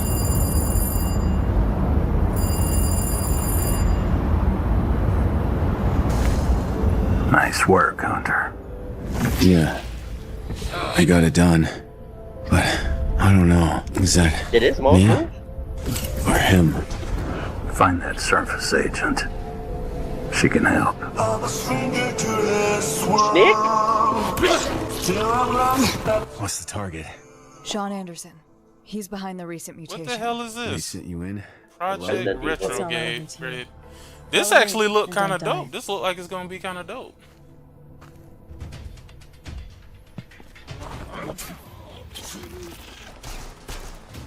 It looks like Resident Evil, for sure. Yeah. I hate stealth in a zombie game. Why it moves so slow though? The bounty hunter and a surface agent. Probably not optimized yet. Interesting. Bring him in. I know Wolf Time gonna to put fuck with down this. these He rats. love these I've got a bad Resident Evil feeling. type games. Oh yeah, Lobo's definitely. gone silent. If Sean turns against us, we're in Okay, trouble. I like that takedown. Okay. They got some nice hand-to-hand combat. Niggas on some John Wick shit. Come in. He's in a suit. The whole underground was infested. They abandoned us. He got that generic white boy look though. That's what it is. What, that's supposed to be Mr. X? Wait. Who are you? You look like Alex Mercer. This is definitely a Resident Evil clone. Resident Evil starring John Wick.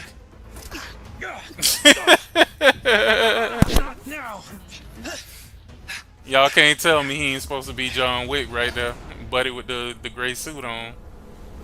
Yep. What? Yo, they got that boy in the middle of the ocean. Wait, what the hell is this? Why it look like he on the beach in Death Stranding? It's probably mine. To survive. It's probably some mind game. That's what I'm talking about. Now this shit moving a little bit faster. Okay. Oh, this look okay. This is okay. Soon, you will all be one of us. You are going to hell.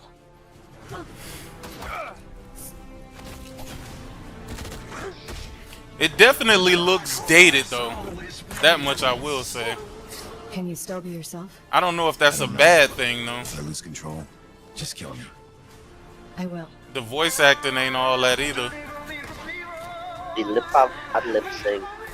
I feel like the AI, I mean the voice is AI. Oh, the axe looks nice. He shoot the axe and grab it. Nah, this don't look bad at all. This actually looks really good.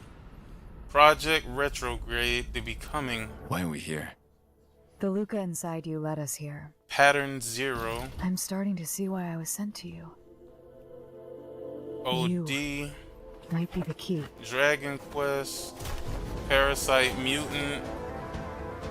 Animula. The Lift. Forza Horizon. Broken Lore. Fire Emblem. Avatar, Pandora from the Ashes. Pal World, Pal Farm. People of Note. Yakuza Kiwami, Petite Planet, Spell Trigger, Gungrave, Let It Die, Chrono Script. I thought y'all said Ghost of Tsushima, I mean Ghost of Yotei was at Tokyo Game Show. Any new games though? Ghost of Yotei. Tokyo Game Show. Let's see. Ghost of Yotei. There we go. So, and rather than the main path of the game, this demo is about wandering Ezo and seeing what is around each corner. Is this the gameplay that y'all was talking about? I don't know. Probably. Because City Wolves. I swear this video don't do this game no justice. This oh my god, this video look crazy. What the hell? They must have streamed this shit at the lowest fucking bit rate that they could. This shit look nasty. Look like they're running this shit on the Switch.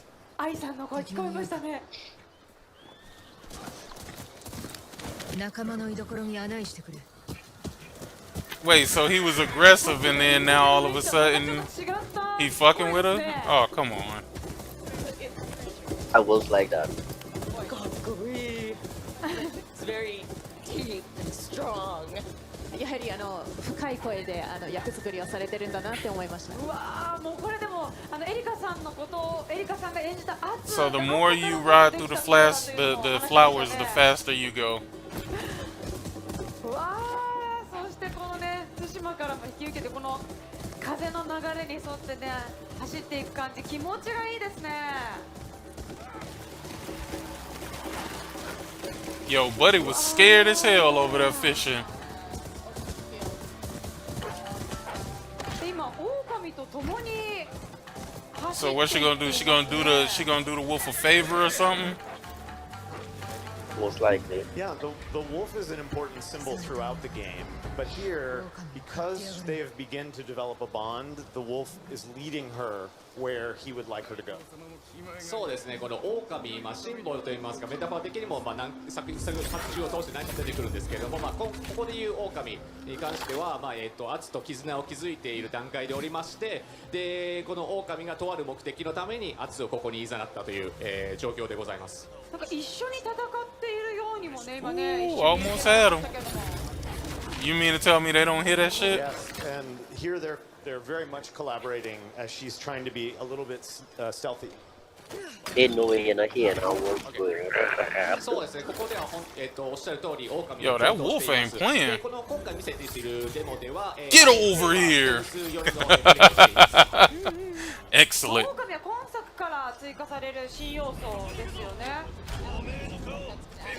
He almost completed the whole thing without being spotted. It's an important symbol. When Atsu was a little girl, her nickname was Little Wolf. The tsuba of her sword is the twin wolves from herself and her brother. So there's a lot of wolf symbolism throughout the entire game. Cut off his head. 先ほどもちょっとお話ししたんですけれども、狼はやはりシンボルとしても何回か出てきまして、例えばその圧の幼少期のですね、あだ名も、狼というふうに呼ばれていましたし、この圧の刀の唾の部分、ちょっと今は見づらいんですけどもが、双子の狼の衣装をまとっています。でこれはですね、圧自身と Hey, that's facts, Steven. That is facts. 生き別れといいますか亡くなってしまった、双子の兄弟。この双子のことで Make sure y'all don't forget to hit that like button before y'all exit the building. そういった意味でですね、hit that like button for me. 何回も出てくることになります。 I'm trying to get back in the algorithm. 対話をするようなシーンがありましたけれども、実際の現場には狼はいなかったですよね。Oh, you have more topics after this? Do I? I talked about the Game Pass. I talked about the rewards.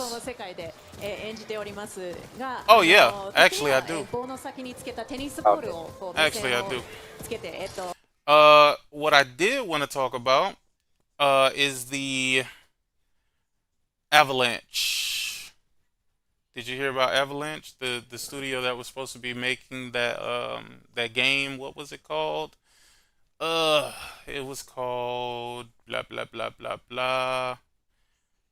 Oh, here it is right here. Look at that. Avalanche Studio Group has announced it will close its Liverpool studio, as well as reduce the workforce at its Malmo and Stockholm studios. Oh, they about to close too. The Swedish group, which includes the division Avalanche Studios, Expansive Worlds, and Systemic Reaction, and is known for games like Just Cause and Mad Max, had opened blah blah blah in 2020. Avalanche Studios Group published a statement on its website giving news of studio closures as well as reduction in headcount at its Swedish office. In light of current challenges to our business and the industry, we have thoroughly reviewed how to best ensure Avalanche Studio Group's long-term success. This review has led us to the difficult conclusion that we must make changes to our staffing and locations. As a result, we are proposing to close our Liverpool studio. They were the ones who were supposed to be making Contraband.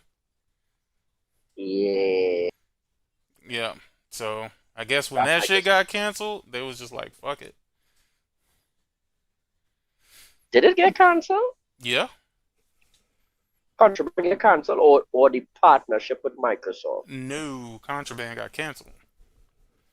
Because they still have it upcoming on their page. Nope. Canceled.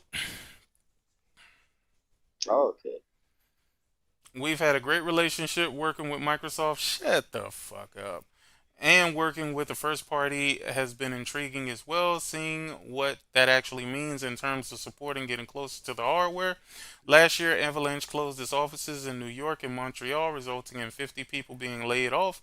The Montreal office had only been opened a year previously in 2023. Also, in 2023, blah, blah, blah, staff, yada, yada, yada, whatever. All right, how do y'all feel about Avalanche closing? How do y'all feel about it?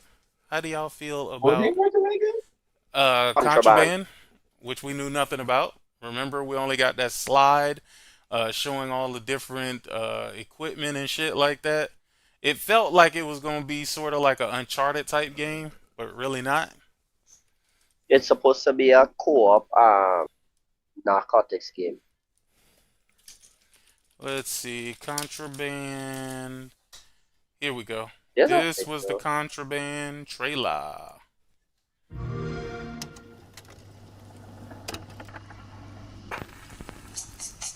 Just to kind of, you know.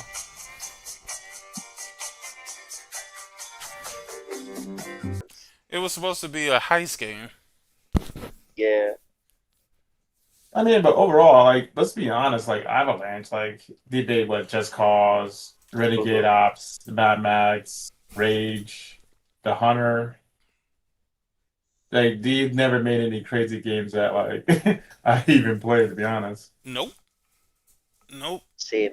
I mean, I like Just Cause for what it is. I've never finished a Just Cause game, though. I never even played one. I've always started them and just got bored to death. Like, my boy, he loved Just Cause just because of, like, the physics and shit. But then, like, as the games went on, they took out all, like, the physics engines and all that shit, so. Yeah, it's just a basic ass game at this point.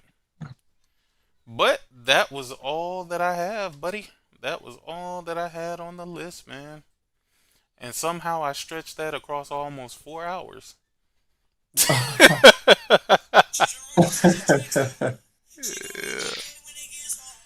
God damn. Every time I look up, I'm being charged for something. Alright. Okay. Alright, so I'm gonna go ahead and get the fuck up out of here. I'm gonna go take me a piss, and I'm gonna come lay down. And what's up? I thought Ghost was coming out on Friday. No, Ghost comes out tonight. Yeah. Oh, then the Amazon joint just has a Friday delivery for some reason. Yeah, normally you They probably come out would get it on tonight, like and then- Saturday or something like that. Yeah. But yep. Comes out tonight, Like Thursday. Yep, I'll be up all morning playing this shit. Trust me, I had that platinum by Sunday. Yes, sir. And I ain't gonna even rush. I'm gonna sit back and enjoy this game, but it's gonna be the only thing that I touch for right now. I got a backlog that I do need to address though. But anywho, all right, y'all. I'm finna get the Peace hell up out. out of here. Make sure y'all hit that like button. Like I said, I'm trying to get right with the algorithm lords. So go ahead and help your boy out. Just hit the like button. It's free. I appreciate everybody and all the super chats and things like that. And till next time, deuces.